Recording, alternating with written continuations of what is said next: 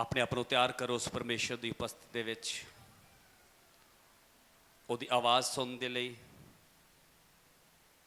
ਇੱਕ ਸਮਾਂ ਜਦੋਂ ਅਸੀਂ ਉਸ ਪਰਮੇਸ਼ਰ ਦਾ ਥੈਂਕਸ ਕਰਦੇ, ਇੱਕ ਸਮਾਂ ਜਦੋਂ ਅਸੀਂ ਉਹਦੀ ਆਰਾਧਨਾ ਕਰਦੇ ਹਾਂ, ਉਹਨੂੰ ਆਪਣੀਆਂ ਗੱਲਾਂ ਸੁਣਾਉਂਦੇ ਹਾਂ, ਅਤੇ ਇੱਕ ਸਮਾਂ ਜਦੋਂ ਅਸੀਂ ਉਹਦੀ ਆਵਾਜ਼ ਨੂੰ ਸੁਣਦੇ ਹਾਂ।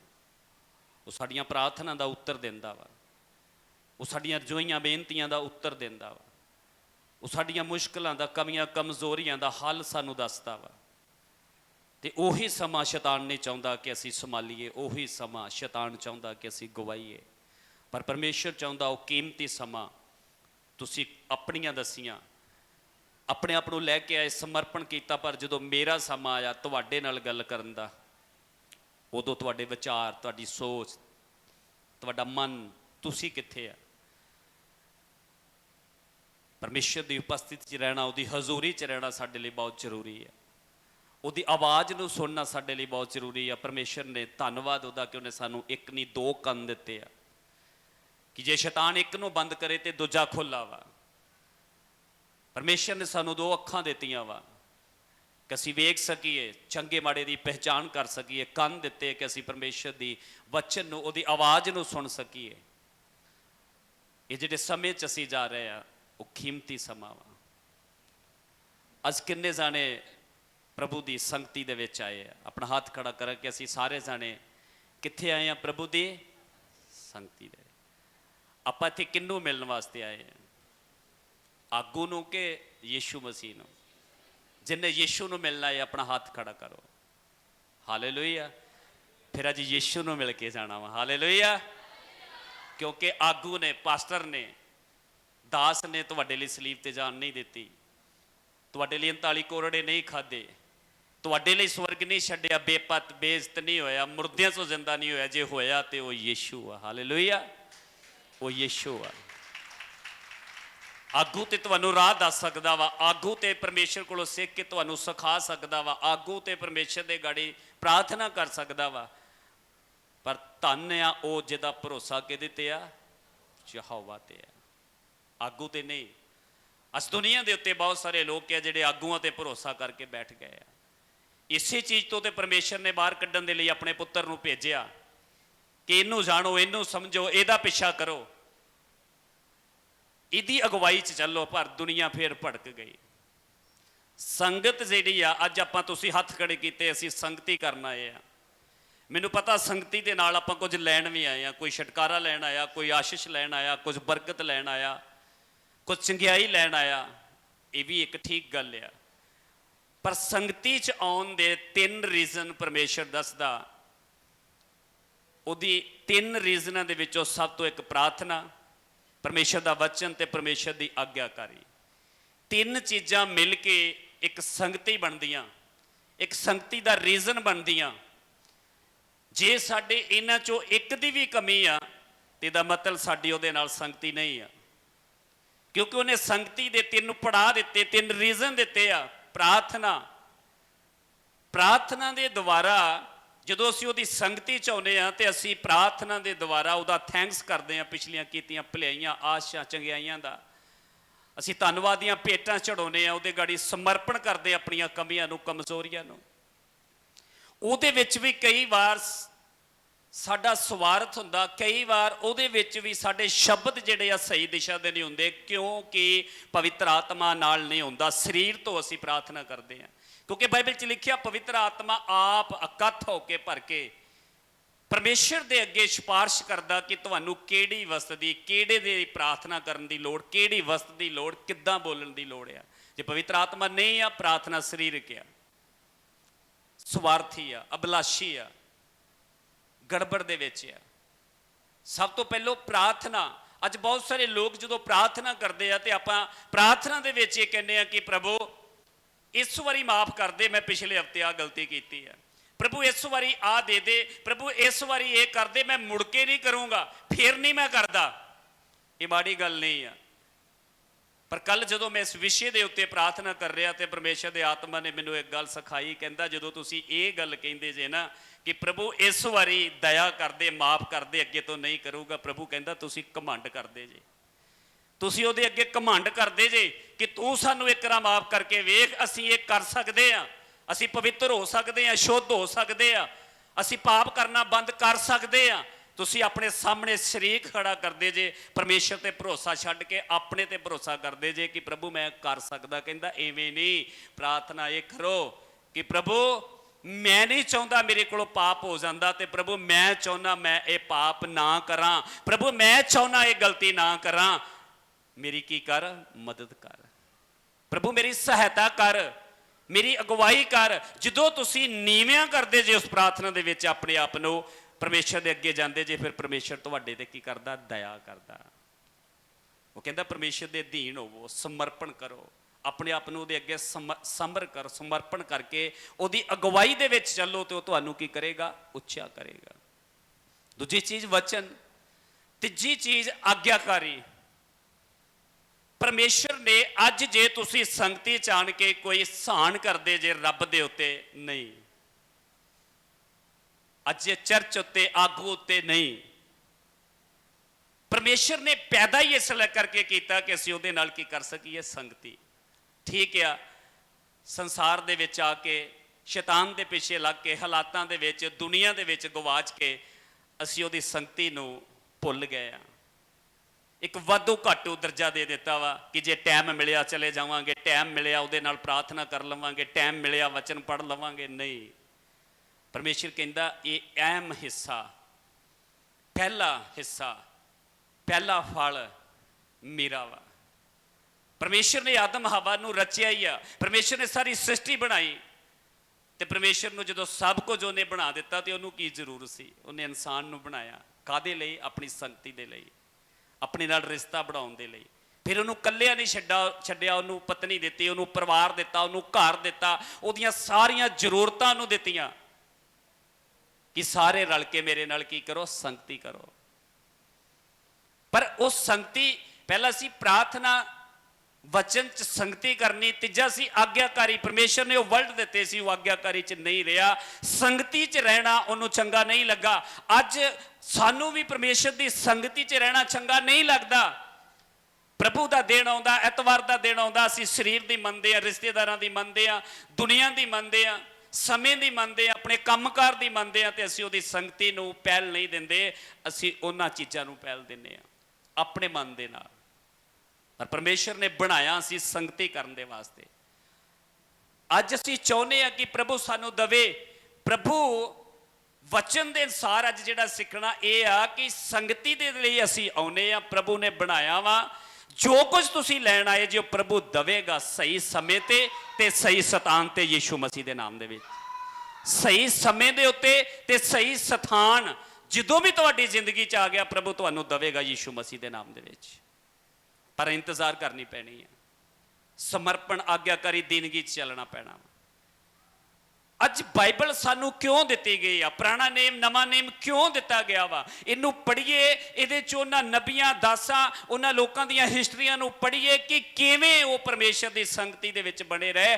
ਅੱਜ ਅਸੀਂ ਉੱਪਰ ਉੱਠਣਾ ਚਾਹੁੰਦੇ ਹਾਂ, ਅੱਜ ਅਸੀਂ ਸਵਰਗ ਜਾਣਾ ਚਾਹੁੰਦੇ ਹਾਂ, ਅੱਜ ਅਸੀਂ ਚਾਹੁੰਦੇ ਯੀਸ਼ੂ ਮਸੀਹ ਆਏ ਸਾਨੂੰ ਉਠਾ ਕੇ ਲੈ ਜਾਵੇ। ਅੱਜ ਅਸੀਂ ਉਹਦੇ 1000 ਸਾਲਾਂ ਚ ਹੋਈ ਰਾਤ ਚ ਹੋਈਏ, ਅਸੀਂ ਸਵਰਗ ਦੇ ਵਿੱਚ ਹੋਈਏ, ਅੱਜ ਅਸੀਂ, ਸਾਡੀ ਇੱਛਾ ਵਾ। ਪਰ ਕਦੀ ਪਿੱਛਾ ਕੀਤਾ ਆਪਾਂ ਉਹਨਾਂ ਚੀਜ਼ਾਂ ਦਾ, ਉਹਨਾਂ ਗੱਲਾਂ ਦਾ। ਸੰਗਤੀ ਦੇ ਵਿੱਚ ਰਹਿਣ ਦੇ ਰੀਜ਼ਨ ਬਾਈਬਲ ਦੇ ਵਿੱਚ ਲਿਖਿਆ, ਹਨੋਕ ਪਰਮੇਸ਼ਰ ਦੇ ਨਾਲ ਉਹਦੀ ਸੰਗਤੀ ਦੇ ਵਿੱਚ ਚੱਲਦਾ ਸੀ, ਤੇ ਜਿੰਦਾ ਹੀ ਕਿੱਥੇ ਆ, ਸਵਰਗ ਨੂੰ ਉਠਾ ਲਿਆ ਗਿਆ, ਜਿੰਦਾ ਹੀ ਸਵਰਗ ਨੂੰ ਉਠਾ ਲਿਆ ਗਿਆ। ਤੇ ਬਾਈਬਲ 'ਚ ਲਿਖਿਆ ਨੋ ਧਰਮੀ ਸੀ, ਧਰਮੀ ਪੁਰਖ ਸੀ, ਤੇ ਆਪਣੇ ਸਾਰੇ ਘਰਾਣੇ ਚੋਂ ਲਿਖਿਆ ਸੰਪੂਰਨ ਸੀ। ਇਹੀ ਕਰਕੇ ਉਹ ਧਰਮੀ ਸੀ, ਸੰਪੂਰਨ ਸੀ, ਤੇ ਪਰਮੇਸ਼ਰ ਦੇ ਸੰਗ ਲਿਖਿਆ ਉਹਦੀ ਸੰਗਤੀ ਦੇ ਵਿੱਚ ਕੀ ਕਰਦਾ ਸੀ, ਚੱਲਦਾ ਸੀ। ਪਰਮੇਸ਼ਰ ਗਵਾਹੀ ਦਿੰਦਾ। ਮੈਂ ਪਿਛਲੇ ਹਫਤੇ ਸਿਖਾਇਆ ਸੀ ਨਾ ਕਿ ਅਯੂਬ ਦੀ ਗਵਾਹੀ ਦਿੱਤੀ, ਕਿੰਨਾ ਲੱਕੀ ਇਨਸਾਨ, ਕਿੰਨਾ ਰੱਬ ਦੇ ਨਜ਼ਦੀਕ ਇਨਸਾਨ ਕਿ ਪਰਮੇਸ਼ਰ ਸਵਰਗ ਦੇ ਵਿੱਚ ਬੈਠਾ। ਵੇਖੋ, ਉਹ ਸਵਰਗ ਦੇ ਵਿੱਚ ਬੈਠਾ ਤੇ ਉੱਥੋਂ ਜਾਣਦਾ ਕਿ ਮੇਰੀ ਧੀ, ਮੇਰਾ ਬੱਚਾ ਇੱਥੇ ਫਲਾਣਾ ਫਲਾਣਾ ਬੈਠੇ ਆ। ਉਹ ਸਾਰਿਆਂ ਦੇ ਨਾਂ ਜਾਣਦਾ, ਤੇ ਉਹ ਸਵਰਗ ਚੋਂ ਗੱਲ ਕਰ ਰਿਹਾ ਵਾ ਕਿ ਮੇਰੇ ਬੇਟੇ ਜ਼ੂਬ ਨੂੰ ਮਿਲਿਆ ਵਾ। ਅੱਜ ਉਹੀ ਪਰਮੇਸ਼ਰ ਆਪਣੇ ਵਚਨ ਦੇ ਅਨੁਸਾਰ ਕਹਿੰਦਾ ਕਿ ਨੂੰ ਧਰਮੀ ਸੀ, ਸੰਪੂਰਨ ਸੀ, ਕਿਉਂਕਿ ਉਹ ਪਰਮੇਸ਼ਰ ਦੇ ਸੰਗ ਚੱਲਦਾ ਸੀ। ਅੱਜ ਇਹੀ ਇੱਕ ਕਾਰਨ ਆ ਕਿ ਅਸੀਂ ਚਾਹੁੰਦੇ ਤੇ ਆ ਮਿਲੇ, ਪਰ ਅਸੀਂ ਉਹਦੀ ਸੰਗਤੀ ਦੇ ਅਸਲੀ ਰੀਜ਼ਨ ਨੂੰ ਨਹੀਂ ਸਮਝਿਆ। ਨੂੰ ਸੰਗਤੀ 'ਚ ਰਹਿ ਕੇ ਧਰਮੀ ਬਣਿਆ, ਨੂੰ ਸੰਗਤੀ 'ਚ ਰਹਿ ਕੇ ਸੰਪੂਰਨ ਬਣਿਆ, ਕਿਉਂਕਿ ਉਹ ਪਰਮੇਸ਼ਰ ਦੇ ਸੰਗ ਸੰਗ ਚੱਲਦਾ ਗਿਆ ਤੇ ਅੱਗੇ ਕੀ ਕਰਦਾ ਗਿਆ? ਵੱਧਦਾ ਗਿਆ। ਜਦੋਂ ਅਸੀਂ ਆਮੋਸ ਦੀ ਕਿਤਾਬ ਪੜ੍ਹਦੇ ਹਾਂ, ਉਹਦੀ 3 ਦੀ 3, ਉਹਦੇ 'ਚ ਬੜੀ ਵਧੀਆ ਇੱਕ ਪੰਕਤੀ ਲਿਖੀ, ਉਹਦੇ 'ਚ ਲਿਖਿਆ, ਭਲਾ ਦੋ ਜਨ ਜੇ ਸਹਿਮਤ ਨਾ ਹੋਣ ਤੇ ਉਹ ਇਕੱਠੇ ਨਹੀਂ ਚੱਲ ਸਕਦੇ। ਸੰਗਤੀ ਦਾ ਸਵਾਲ ਆ ਉੱਥੇ। ਪਤੀ ਪਤਨੀ ਦਾ ਰਿਸ਼ਤਾ ਜੇ ਇੱਕ ਦੂਜੇ ਨਾਲ ਸਹਿਮਤ ਨਾ ਹੋਣ ਤੇ ਉਹ ਸਾਰਾ ਜੀਵਨ ਬਤੀਤ ਇਕੱਠੇ ਨਹੀਂ ਚੱਲ ਸਕਦੇ। ਪਰਿਵਾਰ ਦੇ ਵਿੱਚ, ਭਰਾਵਾਂ ਦੇ ਵਿੱਚ, ਰਿਸ਼ਤਿਆਂ ਦੇ ਵਿੱਚ ਜੇ ਨੇੜਤਾ ਨਾ ਹੋਵੇ, ਸੰਗਤੀ ਨਾ ਹੋਵੇ ਤੇ ਉਹ ਰਿਸ਼ਤੇ ਜ਼ਿਆਦਾ ਲੰਬਾ ਨਹੀਂ ਚੱਲ ਸਕਦੇ। ਉਹਦੇ 'ਚ ਲਿਖਿਆ ਕਿ ਦੋ ਜਨ ਜੇ ਸਹਿਮਤ ਨਾ ਹੋਣ ਤੇ ਉਹ ਇਕੱਠੇ ਨਹੀਂ ਚੱਲ ਸਕਦੇ। ਇਸੇ ਲਈ ਸਵਰਗ ਦਾ ਪਰਮੇਸ਼ਰ ਕਹਿੰਦਾ, ਜੇ ਸਾਡੀ ਪਵਿੱਤਰ ਆਤਮਾ ਦੇ ਨਾਲ ਸੰਗਤੀ ਨਹੀਂ, ਪਰਮੇਸ਼ਰ ਦੇ ਵਚਨ ਦੇ ਨਾਲ, ਪਰਮੇਸ਼ਰ ਦੇ ਨਾਲ ਸੰਗਤੀ ਨਹੀਂ, ਅਸੀਂ ਜ਼ਿਆਦਾ ਸਮਾਂ ਇਕੱਠੇ ਨਹੀਂ ਚੱਲ ਸਕਦੇ। ਚਰਚਾਵਾਂਗੇ ਸਵਾਰਥ ਦੇ ਲਈ, ਚਰਚਾਵਾਂਗੇ ਲੋੜਾਂ ਦੇ ਲਈ, ਮਿਲ ਗਈਆਂ ਤੇ ਠੀਕ ਆ, ਨਾ ਮਿਲ ਗਈਆਂ ਤੇ ਗਏ। ਕਾਰਨ ਉਹਦੇ ਨਾਲ ਸਹਿਮਤ ਨਹੀਂ ਹੈ, ਉਹਦੇ ਨਾਲ ਸਾਡੀ ਸੰਗਤੀ ਨਹੀਂ ਆ। ਅੱਜ ਅਸੀਂ ਕਹਿੰਦੇ ਪਰਮੇਸ਼ਰ ਸਾਡੇ ਘਰ ਨਹੀਂ ਆਉਂਦਾ, ਪਰਮੇਸ਼ਰ ਸਾਡੇ ਜੀਵਨ 'ਚ ਨਹੀਂ ਆਉਂਦਾ। ਪਵਿੱਤਰ ਬਾਈਬਲ 'ਚ ਲਿਖਿਆ ਪਰਮੇਸ਼ਰ ਕਿੱਥੇ ਆਉਂਦਾ ਵਾ? ਮੱਤੀ ਦੀ ਕਿਤਾਬ 'ਚ ਲਿਖਿਆ, ਜਿੱਥੇ ਦੋ ਜਾਂ ਦੋ ਤੋਂ ਵੱਧ ਇਕੱਠੇ ਹੁੰਦੇ ਆ ਉੱਥੇ ਪਰਮੇਸ਼ਰ ਕੀ ਹੁੰਦਾ? ਤੇ ਗੱਲ ਕਿੱਥੇ ਆ ਗਈ? ਸੰਗਤੀ ਤੇ। ਕਿ ਜਿੱਥੇ ਦੋ ਜਾਂ ਦੋ ਤੋਂ ਵੱਧ ਪਰਮੇਸ਼ਰ ਦੀ ਹਜ਼ੂਰੀ 'ਚ, ਉਹਦੀ ਸੰਗਤੀ 'ਚ, ਉਹਦੇ ਨਾਲ ਇਕੱਠੇ ਹੋ ਕੇ ਬੈਠ ਕੇ ਉਹਦੀ ਚਰਚਾ ਕਰਦੇ, ਉਹਦੀਆਂ ਗੱਲਾਂ ਕਰਦੇ, ਉੱਥੇ ਖੁਦ ਆਣ ਕੇ ਖੜਾ ਹੋ ਜਾਂਦਾ।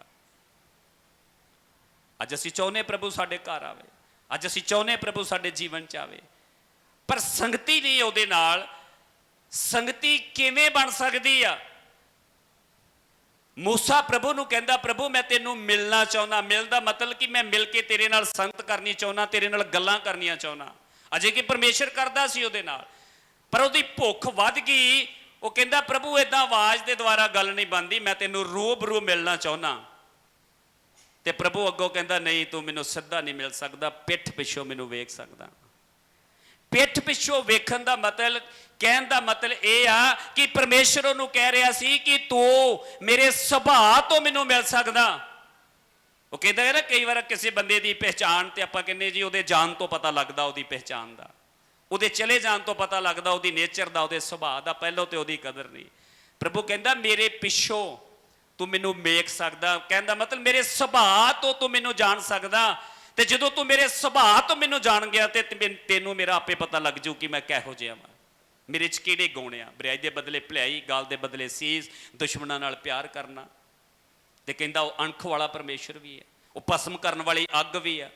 ਕਹਿੰਦਾ ਜੇ ਤੂੰ ਉਹਦੀਆਂ ਸਾਰੀਆਂ ਕੁਆਲਿਟੀਆਂ ਨੂੰ ਜਾਣਨਾ, ਜੇ ਤੂੰ ਸੱਚਮੁੱਚ, ਆਪਾਂ ਜਿਹਦੇ ਨਾਲ ਸੰਗਤੀ ਕਰਨੀ ਹੋਵੇ ਤੇ ਉਹਦੇ ਬਾਰੇ ਸਾਨੂੰ ਸਭ ਕੁਝ ਜਾਣਨ ਦੀ ਲੋੜ ਹੁੰਦੀ ਹੈ। ਪਤੀ ਪਤਨੀ ਦਾ ਰਿਸ਼ਤਾ ਜੇ ਇੱਕ ਦੂਜੇ ਨੂੰ ਸਮਝਿਆ ਨਹੀਂ ਆ ਤੇ ਰਿਸ਼ਤੇ 'ਚ ਗੜਬੜ ਆ, ਲੜਾਈ ਝਗੜੇ ਆ, ਤਲਾਕ, ਛੁਟਕਾਰੇ ਤੱਕ ਆ। ਪ੍ਰਭੂ ਨੂੰ ਸਮਝਣ ਦੇ ਵਾਸਤੇ, ਪ੍ਰਭੂ ਦੀ ਨੇਚਰ, ਉਹਦੇ ਸੁਭਾਅ ਨੂੰ ਜਾਣਨਾ ਸਾਡੇ ਲਈ ਬਹੁਤ ਜ਼ਰੂਰੀ ਆ ਕਿ ਉਹ ਕੱਲਾ ਦਇਆ ਨਾਲ ਭਰਿਆ ਹੋਇਆ ਪਰਮੇਸ਼ਰ ਨਹੀਂ ਆ, ਉਹ ਗੁੱਸੇ 'ਚ ਧੀਰਜਵਾਨ ਪਰਮੇਸ਼ਰ ਨਹੀਂ, ਉਹ ਭਸਮ ਕਰਨ ਵਾਲੀ ਅੱਗ ਵੀ ਆ। ਉਹ ਕ੍ਰੋਧ ਵੀ ਕਰਦਾ ਵਾ ਤੇ ਉਹ ਭਸਮ ਹੀ ਕਰਦਾ। ਕਹਿੰਦਾ ਪਿਓ ਦਾਦਿਆਂ ਦੀ ਬੁਰਾਈ ਤੀਜੀ ਪੀੜ੍ਹੀ ਤੱਕ ਵੀ ਲੈ ਕੇ ਜਾਂਦਾ। ਸਾਨੂੰ ਉਹਦੇ ਸੁਭਾਅ ਤੋਂ ਵੀ ਜਾਣੂ ਹੋਣ ਦੀ ਜ਼ਰੂਰਤ ਹੈ। ਮੂਸਾ ਨੂੰ ਕਿਹਾ ਮੇਰੇ ਸੁਭਾਅ ਤੋਂ ਜਾਣ, ਤੇ ਨਵੇਂ ਨੇਮ ਦੇ ਵਿੱਚ ਪ੍ਰਭੂ ਨੇ ਕਿਹਾ ਤੁਹਾਡਾ ਸੁਭਾਅ, ਫਿਲਿੱਪੀਆਂ ਦੀ ਕਿਤਾਬ 'ਚ ਲਿਖਿਆ, ਤੁਹਾਡਾ ਸੁਭਾਅ ਉਹ ਹੋਵੇ ਜੋ ਯਿਸੂ ਮਸੀਹ ਦਾ ਸੀ।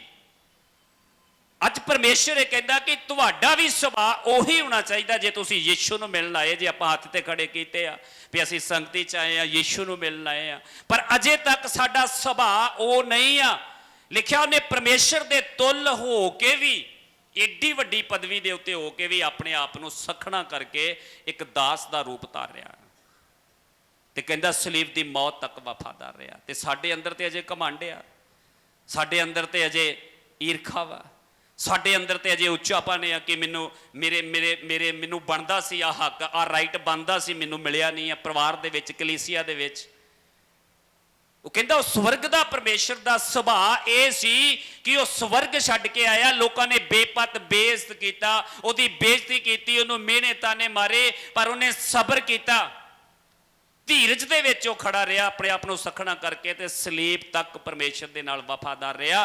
ਫਿਰ ਜਾ ਕੇ ਲਿਖਿਆ ਉਹਨੂੰ ਉਹ ਨਾਮ ਮਿਲਿਆ ਜਿਸ ਨਾਮ ਦੇ ਅੱਗੇ ਸਵਰਗ, ਧਰਤੀ ਤੋਂ ਹੇਠਲਿਆਂ ਉਤਲਿਆਂ ਚੋਂ ਹਰ ਘੁਟਣਾ ਝੁਕਾਇਆ ਜਾਵੇਗਾ ਤੇ ਹਰ ਜ਼ਬਾਨ ਪਿਤਾ ਪਰਮੇਸ਼ਰ ਦੀ ਵਡਿਆਈ ਲਈ ਮੰਨ ਲਊ ਕਿ ਯੀਸ਼ੂ ਮਸੀਹ ਪ੍ਰਭੂ ਆ। ਹਾਲੇਲੂਇਆ। ਕਦੋਂ ਜਾ ਕੇ ਬਣਿਆ? ਅੱਜ ਤੁਸੀਂ ਕਹਿੰਦੇ ਆ ਕਿ ਸਾਡੀ ਰਿਸਪੈਕਟ ਹੋਵੇ, ਕਹਿੰਦੇ ਆ ਸਾਨੂੰ ਆਸ਼ੀਸ਼ ਮਿਲੇ, ਕਹਿੰਦੇ ਆ ਸਾਨੂੰ ਬਰਕਤ ਮਿਲੇ, ਕਹਿੰਦੇ ਆ ਸਾਨੂੰ ਯੀਸ਼ੂ ਮਿਲੇ, ਪਰ ਉਹਦੇ ਸੁਭਾਅ ਤੇ ਜਾਓ, ਉਹਦਾ ਸੁਭਾਅ ਜਾਣੋ ਕਿ ਉਹਦਾ ਸੁਭਾਅ ਕੀ ਸੀ। ਅੱਜ ਸੰਗਤੀ ਦਾ ਰੀਜ਼ਨ ਸਾਨੂੰ ਪਤਾ ਨਹੀਂ ਆ। ਚਰਚ 'ਚ ਆਉਣਾ ਸੰਗਤੀ ਨਹੀਂ, ਚਰਚ 'ਚ ਬਹਿ ਕੇ ਚਲੇ ਜਾਣਾ ਸੰਗਤੀ ਨਹੀਂ, ਪ੍ਰਾਰਥਨਾ ਕਰਾ ਲੈਣਾ ਸੰਗਤੀ ਨਹੀਂ, ਕਰ ਲੈਣਾ ਸੰਗਤੀ ਨਹੀਂ, ਸ਼ੈਤਾਨ ਨੂੰ ਕੱਢ ਦੇਣਾ, ਭਜਾ ਦੇਣਾ ਪਰਮੇਸ਼ਰ ਨਾਲ ਸੰਗਤੀ ਨਹੀਂ। ਚੇਲੇ ਆਏ, ਪਰਮੇਸ਼ਰ ਨੇ ਉਹਨਾਂ ਨੂੰ ਅਧਿਕਾਰ ਦਿੱਤਾ। ਇਹ ਅਧਿਕਾਰ ਤੇ ਯੀਸ਼ੂ ਮਸੀਹ ਦੇ ਸਾਡੇ ਨਾਂ 'ਚ ਆ। ਆਪਾਂ ਕਈ ਵਾਰ ਆਨਲਾਈਨ ਵੇਖੋ ਛੋਟੇ ਛੋਟੇ ਬੱਚੇ ਭੂਤ ਕੱਢ ਰਹੇ ਆ। ਚੇਲਿਆਂ ਨੂੰ ਅਧਿਕਾਰ ਦਿੱਤਾ ਪ੍ਰਭੂ ਨੇ, ਤੇ ਉਹ ਜਾ ਕੇ ਬੜੇ ਖੁਸ਼ ਤੇ ਆਣ ਕੇ ਪ੍ਰਭੂ ਦੇ ਅੱਗੇ ਖੜੇ। ਪ੍ਰਭੂ ਕਹਿੰਦਾ ਬੜੇ ਖੁਸ਼ ਜੀ। ਉਹ ਕਹਿੰਦਾ ਪ੍ਰਭੂ ਜੀ ਬੱਲੇ ਕਮਾਲ ਹੋ ਗਈ ਆ, ਤੇਰੇ ਨਾਂ 'ਚੋਂ ਭੂਤ ਨਿਕਲਦੇ ਆ। ਅਸੀਂ ਪ੍ਰਾਰਥਨਾ ਕਰਦੇ ਲੋਕੀ ਦੁਸ਼ਟ ਆਤਮਾ ਛੱਡ ਕੇ ਜਾਂਦੀਆਂ। ਪ੍ਰਭੂ ਕਹਿੰਦਾ ਨਹੀਂ, ਇਸ ਤੋਂ ਖੁਸ਼ ਨਾ ਹੋਵੋ। ਖੁਸ਼ ਹੋਣਾ ਤੇ ਇਸ ਗੱਲ ਤੋਂ ਹੋਵੋ ਕਿ ਤੁਹਾਡੇ ਨਾਂ ਕਿੱਥੇ? ਸਵਰਗ 'ਚ ਲਿਖੇ ਗਏ ਆ। ਹਾਲੇਲੂਇਆ। ਤੁਹਾਡੇ ਨਾਮ ਸਵਰਗ 'ਚ ਲਿਖੇ ਗਏ ਆ। ਕਹਿੰਦਾ ਇਹਨਾਂ ਤੋਂ ਖੁਸ਼ ਨਾ ਹੋਵੋ। ਸੰਗਤੀ ਕਿਹਨੂੰ ਕਿਹਾ ਜਾਂਦਾ? ਕਿ ਸਾਡੇ ਨਾਂ ਪਰਮੇਸ਼ਰ ਦੀ ਕਿਤਾਬ 'ਚ ਲਿਖੇ ਆ। ਕਹਿੰਦਾ ਅਸੀਂ ਰਲ ਕੇ ਗੱਲਾਂ ਕੀਤੀਆਂ ਤੇ ਪਰਮੇਸ਼ਰ ਨੇ ਕੰਨ ਲਾ ਕੇ ਸੁਣੀਆਂ ਤੇ ਜੀਵਨ ਦੀ ਪੋਥੀ ਦੇ ਵਿੱਚ ਲਿਖ ਦਿੱਤੀਆਂ ਵਾ। ਤੇ ਸਾਡੀਆਂ ਗੱਲਾਂ ਕਿਹੋ ਜੀਆਂ ਕਿ ਪਰਮੇਸ਼ਰ ਦੇ ਉਸ ਸਵਰਗ ਦੀ ਪੋਥੀ 'ਚ ਲਿਖਣ ਦੇ ਯੋਗ ਹੈ ਵਾ। ਅੱਜ ਸਾਨੂੰ ਉਹਦੇ ਸੁਭਾਅ ਤੇ ਜਾਣਾ ਪੈਣਾ, ਸੰਗਤੀ ਦੇ ਅਸਲੀ ਮਤਲਬ ਨੂੰ ਸਮਝਣਾ ਪੈਣਾ। ਜਿੰਨਾ ਚਿਰ ਤੱਕ ਅਸੀਂ ਸੰਗਤੀ ਨੂੰ ਨਹੀਂ ਸਮਝਦੇ, ਉਹਨਾਂ ਚਿਰ ਤੱਕ ਸਾਡੀ ਜ਼ਿੰਦਗੀ 'ਚ ਬਦਲਾਅ ਨਹੀਂ ਆਵੇਗਾ, ਬਿਦਾਰੀ ਨਹੀਂ ਆਵੇਗੀ। ਲੋਕੀ ਕਹਿੰਦੇ ਜੀ ਪ੍ਰਚਾਰ ਦੀ ਕਿਹੜੀ ਇੰਨੀ ਜ਼ਰੂਰਤ ਹੈ? ਉਸ ਤੋਂ ਪਹਿਲਾਂ ਤੇ ਚਮਤਕਾਰ ਦੀ ਜ਼ਰੂਰਤ ਆ। ਚਮਤਕਾਰ ਹੈ ਹੀ ਵਚਨ ਦੇ ਵਿੱਚ ਆ, ਚਮਤਕਾਰ ਹੈ ਹੀ ਪ੍ਰਚਾਰ ਦੇ ਵਿੱਚ ਆ, ਚਮਤਕਾਰ ਹੈ ਹੀ ਉਹਦੀ ਦਇਆ ਦੇ ਵਿੱਚ ਆ। ਜਿਹੜੇ ਲੋਕ ਪਰਮੇਸ਼ਰ ਦੀ ਹਜ਼ੂਰੀ 'ਚ ਆ ਕੇ ਬੈਠਦੇ ਆ ਸਬਰ ਦੇ ਨਾਲ ਤੇ ਉਹਦੇ ਵਚਨ ਨੂੰ ਸੁਣਦੇ ਆ, ਆਰਾਧਨਾ ਪ੍ਰਾਰਥਨਾ ਕਰਦੇ ਆ, ਤੇ ਚਮਤਕਾਰ ਆਪੇ ਹੀ ਹੁੰਦੇ ਆ ਯੀਸ਼ੂ ਮਸੀਹ ਦੇ ਨਾਮ ਦੇ ਵਿੱਚ। ਹਾਲੇਲੂਇਆ। ਲੂਕਾ ਦੀ ਕਿਤਾਬ ਦੇ ਵਿੱਚ ਯੀਸ਼ੂ ਮਸੀਹ ਇੱਕ ਜਗ੍ਹਾ ਦੇ ਉੱਤੇ ਗਿਆ ਤੇ ਚੇਲਿਆਂ ਦੇ ਨਾਲ ਭੀੜ, ਬਹੁਤ ਸਾਰੇ ਲੋਕ ਉਹਦੇ ਕੋਲ ਆਏ ਤੇ ਉਹ ਗੱਲਾਂ ਕਰ ਰਹੇ ਸੀ। ਤੇ ਲਿਖਿਆ ਸਾਰਾ ਦਿਨ ਸਵੇਰ ਤੋਂ ਲੈ ਕੇ ਸ਼ਾਮ ਤੱਕ ਪ੍ਰਭੂ ਯੀਸ਼ੂ ਮਸੀਹ ਉਹਨਾਂ ਨੂੰ ਸਵਰਗ ਰਾਜ ਦੀਆਂ ਗੱਲਾਂ ਦੱਸਦਾ ਰਿਹਾ। ਯੀਸ਼ੂ ਮਸੀਹ ਉਹਨਾਂ ਦੇ ਸਵਰਗ ਰਾਜ ਦੇ ਭੇਤਾਂ ਨੂੰ ਖੋਲਦਾ ਰਿਹਾ ਤੇ ਉਹਨਾਂ ਨੂੰ ਸਵਰਗ ਦੀਆਂ ਗੱਲਾਂ ਦੱਸਦਾ ਰਿਹਾ। ਤੇ ਸਵੇਰ ਤੋਂ ਲੈ ਕੇ ਲਿਖਿਆ ਸ਼ਾਮ ਤੱਕ ਉਹ ਪ੍ਰਭੂ ਦੇ ਕੋਲੋਂ ਗੱਲਾਂ ਸੁਣਦੇ ਰਹੇ। ਤੇ ਜਦੋਂ ਸ਼ਾਮ ਪੈ ਗਈ ਤੇ ਲਿਖਿਆ ਉਹਦੇ ਚੇਲੇ ਕਹਿੰਦੇ ਪ੍ਰਭੂ ਇਹਨਾਂ ਨੂੰ ਵਿਦਿਆ ਕਰ, ਇਹ ਸਵੇਰ ਤੋਂ ਲੈ ਕੇ ਸ਼ਾਮ ਤੱਕ ਭੁੱਖੇ ਬੈਠੇ ਆ, ਇਹਨਾਂ ਨੂੰ ਛੱਡ ਦੇ ਹੁਣ, ਬੱਸ ਕਰ। ਇਹ ਸਵੇਰ ਤੋਂ ਸ਼ਾਮ ਤੱਕ ਭੁੱਖੇ ਬੈਠੇ ਆ, ਕੋਈ ਖਾਣੇ ਦਾ ਇੰਤਜ਼ਾਮ ਕਰਨ ਦੇ। ਤੇ ਉੱਥੇ ਲਿਖਿਆ ਪ੍ਰਭੂ ਉਹਨਾਂ ਨੂੰ ਕਹਿੰਦਾ ਇਹਨਾਂ ਦੇ ਭੋਜਨ ਦਾ ਇੰਤਜ਼ਾਮ ਤੁਸੀਂ ਕੀ ਕਰੋ? ਆਪੇ ਕਰੋ। ਚੇਲੇ ਕਹਿੰਦੇ ਕਿਸੇ ਨਗਰ ਜਾਣ, ਇੱਧਰ ਉੱਧਰ ਕਿਤੇ ਜਾ ਕੇ ਭੋਜਨ ਦਾ ਇੰਤਜ਼ਾਮ ਕਰਕੇ ਲੈ ਕੇ ਆਉਣ। ਪਰ ਪ੍ਰਭੂ ਦਾ ਕੀ ਸਵਾਲ ਸੀ ਕਿ ਤੁਸੀਂ ਇਹਨਾਂ ਦੇ ਭੋਜਨ ਦਾ ਇੰਤਜ਼ਾਮ ਕਰੋ। ਤੇ ਚੇਲੇ ਅੱਗੋਂ ਕਹਿੰਦੇ ਕਿ ਪ੍ਰਭੂ ਸਾਡੇ ਕੋਲ ਤੇ ਸਵਾਏ 5 ਮੱਛੀਆਂ 2 ਰੋਟੀਆਂ ਤੋਂ ਸਵਾਏ ਸਾਡੇ ਕੋਲ ਕੁਝ ਨਹੀਂ ਹੈ ਤੇ 5000 ਲੋਕ ਆ, ਕਿਵੇਂ? ਤੇ ਪ੍ਰਭੂ ਕਹਿੰਦਾ ਲੈ ਆਓ ਫਿਰ ਮੇਰੇ ਕੋਲ।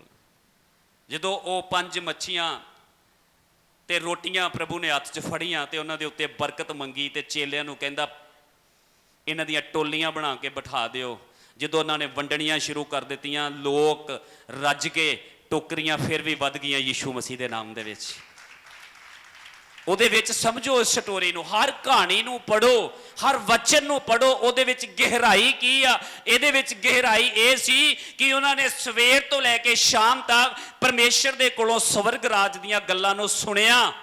ਤੇ ਜਦੋਂ ਸਵਰਗ ਰਾਜ ਦੀਆਂ ਗੱਲਾਂ ਨੂੰ ਸੁਣਿਆ, ਸ਼ਾਮ ਪੈ ਗਈ। ਚੇਲਿਆਂ ਨੂੰ ਚਿੰਤਾ ਸੀ ਕਿ ਇਹ ਭੁੱਖੇ, ਇਹਨਾਂ ਨੂੰ ਰੋਟੀ ਦੀ ਜ਼ਰੂਰਤ ਆ, ਪਰ ਯੀਸ਼ੂ ਮਸੀਹ ਨੂੰ ਪਤਾ ਸੀ ਕਿ ਜੋ ਕੁਝ ਇੱਥੇ ਇਹਨਾਂ ਦੇ ਕੋਲ ਆ ਉਹਦੇ ਵਿੱਚ ਹੀ ਬਰਕਤ ਆ, ਉਹਦੇ 'ਚ ਹੀ ਰੱਜਣਗੇ ਤੇ ਵਧੂਗਾ ਯੀਸ਼ੂ ਮਸੀਹ ਦੇ ਨਾਮ ਦੇ ਵਿੱਚ। ਉਹ ਕਹਿੰਦਾ ਜੋ ਤੁਹਾਡੇ ਕੋਲ ਆ ਉਹਦੇ ਤੇ ਸਬਰ ਤੇ ਸੰਤੋਖ ਰੱਖੋ, ਮੈਂ ਤੁਹਾਨੂੰ ਉਹਦੇ ਤੇ ਹੀ ਬਰਕਤ ਦੇਵਾਂਗਾ। ਤੇ ਲਿਖਿਆ ਪਹਿਲੋ ਉਹਦੇ ਸਵਰਗ ਰਾਜ ਦੇ ਭੇਤਾਂ ਨੂੰ ਜਾਣੋ, ਪਹਿਲੋ ਉਹਦੇ ਸਵਰਗ ਦਾ ਪਿੱਛਾ ਕਰੋ, ਪਹਿਲਾਂ ਉਹਦੇ ਸਵਰਗ ਦੀ ਇਹ ਰਾਜ ਦੀਆਂ ਗੱਲਾਂ ਦਾ ਪਿੱਛਾ ਕਰੋ ਤੇ ਇਹ ਵਸਤਾਂ ਆਪੇ ਪਿੱਛੇ ਪੈ ਕੇ ਮਿਲਣਗੀਆਂ। ਪ੍ਰਭੂ ਨੇ ਜੋ ਕਹਿੰਦਾ ਵਾ ਉਹਨੂੰ ਕਰਕੇ ਵੀ ਵਿਖਾਉਂਦਾ ਵਾ। ਜੇ ਪ੍ਰਭੂ ਨੇ ਬੋਲਿਆ ਨਾ ਕਿ ਮੇਰੇ ਸਵਰਗ ਰਾਜ ਦੀਆਂ ਗੱਲਾਂ ਦਾ ਪਿੱਛਾ ਕਰੋ ਤੇ ਵਸਤਾਂ ਤੁਹਾਨੂੰ ਪਿੱਛੇ ਪੈ ਕੇ ਮਿਲਣਗੀਆਂ, ਉਹਨੇ ਕਰਕੇ ਵੀ ਵਿਖਾਇਆ। ਸਵੇਰ ਤੋਂ ਲੈ ਕੇ ਸ਼ਾਮ ਤੱਕ ਉਹਨਾਂ ਸਵਰਗ ਦੇ ਰਾਜ ਦੀਆਂ ਗੱਲਾਂ ਸੁਣੀਆਂ ਤੇ ਜਦੋਂ ਸ਼ਾਮ ਪਈ ਤੇ ਉਹਨਾਂ 5 ਮੱਛੀਆਂ ਤੇ 2 ਰੋਟੀਆਂ ਦੇ ਉੱਤੇ ਬਰਕਤ ਆਈ, ਰੱਜ ਕੇ ਖਾਧੀ ਤੇ ਫਿਰ ਵੀ ਵਧੀਆਂ ਯੀਸ਼ੂ ਮਸੀਹ ਦੇ ਨਾਮ ਦੇ ਵਿੱਚ। ਇਹ ਪਰਮੇਸ਼ਰ ਆ ਸਾਡਾ। ਇਹ ਰੀਜ਼ਨ, ਇਹ ਮਤਲਬ ਲਿਆ ਉਹਦੇ ਵਚਨ ਦਾ, ਉਹਦੀ ਸੰਗਤੀ ਦਾ। ਉਹਦੀ ਸੰਗਤੀ 'ਚ ਆ ਕੇ ਬੈਠ ਜਾਣਾ, ਉਹਦੇ ਨਾਲ ਗੱਲਾਂ ਕਰਨੀਆਂ, ਉਹਦੇ ਵਚਨ ਨੂੰ ਸੁਣਨਾ, ਉਹਦੇ ਤੇ ਮੰਨਣ ਕਰਨਾ, ਇਹਨੂੰ ਕਿਹਾ ਜਾਂਦਾ ਸੰਗਤੀ। ਏਲੀਆ ਨੇ ਉਹਦੇ ਨਾਲ ਸੰਗਤੀ ਕੀਤੀ, ਬੜਾ ਲੜਿਆ, ਦੁੱਖ ਵੀ ਆਏ, ਮੁਸੀਬਤਾਂ ਵੀ ਆਈਆਂ, ਪਰ ਇੱਕ ਦਿਨ ਜਿੰਦਾ ਸਵਰਗ ਨੂੰ ਉਠਾਇਆ ਗਿਆ।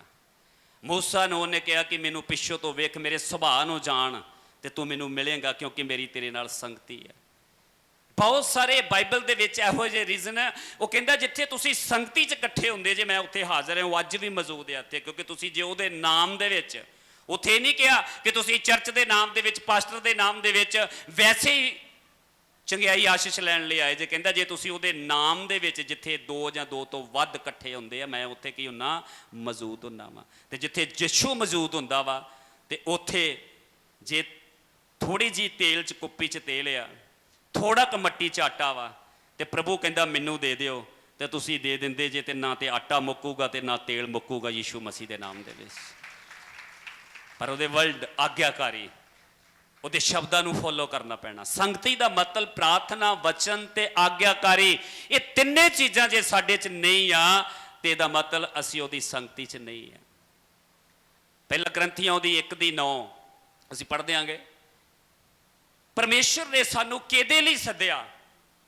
ਉਹਨੇ ਸਾਨੂੰ ਆਪਣੀ ਸੰਗਤੀ ਦੇ ਲਈ ਸੱਦਿਆ। ਸਿਰਫ ਚਮਤਕਾਰ, ਛੁਟਕਾਰਾ, ਕ੍ਰਿਸ਼ਮਾ ਲੈਣ ਨਹੀਂ ਆਇਆ। ਪ੍ਰਭੂ ਇਸੇ ਕਰਕੇ ਕਹਿੰਦਾ ਮੇਰੀ ਸੰਗਤੀ 'ਚ ਬਣੇ ਰਹੋ, ਇੱਕ ਦੂਜੇ ਨੂੰ ਤਸੱਲੀ ਦਿਓ, ਨਿਰਬਲਾਂ ਕਮਜ਼ੋਰਾਂ ਨੂੰ ਦਿਲਾਸਾ ਦਿਓ, ਜਿਹੜੇ ਡਿੱਗੇ ਉਹਨਾਂ ਨੂੰ ਉਠਾ ਕੇ ਖੜੇ ਕਰੋ, ਜਿਨ੍ਹਾਂ 'ਚ ਕਮੀ ਹੈ ਉਹਨਾਂ ਦੇ ਲਈ ਪ੍ਰਾਰਥਨਾ ਕਰੋ, ਇੱਕ ਦੂਜੇ ਦੇ ਲਈ ਪ੍ਰਾਰਥਨਾ ਕਰੋ, ਇੱਕ ਦੂਜੇ ਨੂੰ ਤਸੱਲੀ ਦਿਓ। ਸੰਗਤੀ ਦਾ ਇਹ ਰੀਜ਼ਨ ਆ ਕਿ ਪ੍ਰਭੂ ਨੇ ਆਪਣੀਆਂ ਭੇਡਾਂ ਨੂੰ ਇਕੱਠਿਆਂ ਕੀਤਾ ਵਾ, ਤੇ ਪ੍ਰਭੂ ਇਹ ਕਹਿੰਦਾ ਕਿ ਤੁਸੀਂ ਇੱਕ ਦੂਜੀ ਭੇਡ ਦੀ ਕੀ ਕਰੋ, ਰਾਖੀ ਕਰੋ, ਇੱਕ ਦੂਜੀ ਭੇਡ ਦੇ ਲਈ ਪ੍ਰਾਰਥਨਾ ਕਰੋ, ਇੱਕ ਦੂਜੀ ਭੇਡ ਦੇ ਵਿਸ਼ਵਾਸ ਦੇ ਵਿੱਚ ਉਹਨੂੰ ਉੱਚਾ ਕਰੋ। ਹਾਲੇਲੂਇਆ। ਹਾਂਜੀ, ਪਰਮੇਸ਼ਰ ਵਫਾਦਾਰ ਹੈ। ਲਿਖਿਆ ਪਰਮੇਸ਼ਰ ਵਫਾਦਾਰ ਹੈ, ਜਿਸ ਦੇ ਰਾਹੀਂ ਤੁਸੀਂ ਉਸ ਦੇ ਪੁੱਤਰ ਯੀਸ਼ੂ ਮਸੀਹ ਸਾਡੇ ਪ੍ਰਭੂ ਦੀ ਸੰਗਤੀ ਲਈ ਸੱਦੇ ਗਏ ਸੋ। ਹਾਲੇਲੂਇਆ। ਉਹਨੇ ਸਾਫ਼ ਕਹਿਤਾ ਕਿ ਪ੍ਰਭੂ ਪਰਮੇਸ਼ਰ ਵਫਾਦਾਰ ਆ, ਜਿਸ ਦੇ ਰਾਹੀਂ, ਯੀਸ਼ੂ ਮਸੀਹ ਦੇ ਰਾਹੀਂ ਅਸੀਂ ਕਿਹਦੇ, ਉਹਦੀ ਸੰਗਤੀ ਦੇ ਵਿੱਚ ਕੀ ਆ, ਸੱਦੇ ਗਏ ਆ।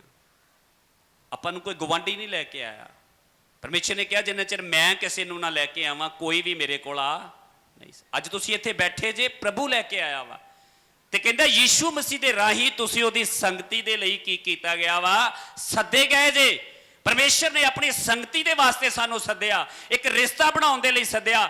ਤੁਸੀਂ ਬਾਈਬਲ ਸ਼ੁਰੂ ਤੋਂ ਪੜ੍ਹੋ ਤੇ ਐਂਡ ਪੜ੍ਹੋ, ਕਿੱਥੋਂ ਗੱਲ ਸ਼ੁਰੂ ਹੋਈ ਸੀ? ਸੰਗਤੀ ਤੋਂ। ਸਭ ਕੁਝ ਬਣਾਉਣ ਤੋਂ ਬਾਅਦ 'ਚ ਆਦਮ ਹਵਾ ਨੂੰ ਬਣਾਇਆ ਸੰਗਤੀ ਦੇ ਲਈ, ਤੇ ਐਂਡ ਤੇ ਜਾ ਕੇ ਉਹਨੂੰ ਸੰਪੂਰਨ ਕੀਤਾ। ਜਿਹੜੀ ਸੰਗਤੀ ਟੁੱਟੀ ਸੀ, ਸ਼ੈਤਾਨ ਨੇ ਗੁੰਮਰਾਹ ਕਰਕੇ ਤੋੜਿਆ ਸੀ, ਉਹ ਸੰਗਤੀ ਐਂਡ ਤੇ ਆਣ ਕੇ ਫੇਰ ਬਹਾਲ ਹੋਈ ਯੀਸ਼ੂ ਮਸੀਹ ਦੇ ਨਾਮ ਦੇ ਵਿੱਚ। ਹਾਲੇਲੂਇਆ। ਅੱਜ ਸੰਗਤੀ ਟੁੱਟਣ ਦੇ ਬੜੇ ਰੀਜ਼ਨ ਆ। ਜਦੋਂ ਮੈਂ ਕੱਲ ਇਸ ਵਚਨ ਦੇ ਉੱਤੇ ਮੰਨਣ ਕਰ ਰਿਹਾ ਸੀ, ਇਹਨਾਂ ਗੱਲਾਂ ਦੇ ਉੱਤੇ, ਤੇ ਮੇਰੇ ਧਿਆਨ ਦੇ ਵਿੱਚ ਨਾ ਇੱਕ ਪੰਪਲੇਟ ਪਿਆ ਸੀ, ਬੜੇ ਚਿਰ ਦਾ ਪੁਰਾਣਾ, ਮੇਰੀ ਪੁਰਾਣੀ ਬਾਈਬਲ ਦੇ ਵਿੱਚ, ਬੁੱਕਸ ਕਿਸੇ 'ਚ ਉਹ ਮੈਨੂੰ ਮਿਲਿਆ। ਤੇ ਜਦੋਂ ਮੈਨੂੰ ਪੜ੍ਹਨਾ ਸ਼ੁਰੂ ਕੀਤਾ ਤੇ ਉੱਥੇ ਇੱਕ ਸੰਗਤੀ ਦਾ ਰੀਜ਼ਨ ਮੈਨੂੰ, ਜਦੋਂ ਅਸੀਂ ਕਿਸੇ ਚੀਜ਼ ਤੇ ਮੰਨਣ ਕਰਦੇ ਆ ਨਾ, ਤੇ ਪਤਾ ਨਹੀਂ ਪਰਮੇਸ਼ਰ ਕਿੱਥੋਂ ਸੱਜੇ ਖੱਬਿਓਂ ਸਾਡੇ ਕਾਗਜ਼ਾਂ 'ਚੋਂ ਹੀ, ਸਾਡੀ ਕਿਸੇ ਡਾਇਰੀ 'ਚੋਂ ਹੀ ਕਿੱਥੋਂ ਇੰਤਜ਼ਾਮ ਕਰ ਦਿੰਦਾ। ਤੇ ਮੈਨੂੰ ਉਹ ਕਾਗਜ਼ ਦਾ ਟੁਕੜਾ ਮਿਲਿਆ, ਮੈਂ ਉਹਨੂੰ ਪੜ੍ਹਨਾ ਸ਼ੁਰੂ ਕਰਤਾ, ਜਿਹਦੇ 'ਚ ਇੱਕ ਵਿਆਹ ਦੇ ਰਿਸ਼ਤੇ ਦੀ ਸੰਗਤੀ ਦੀ ਗੱਲ ਲਿਖੀ ਸੀ।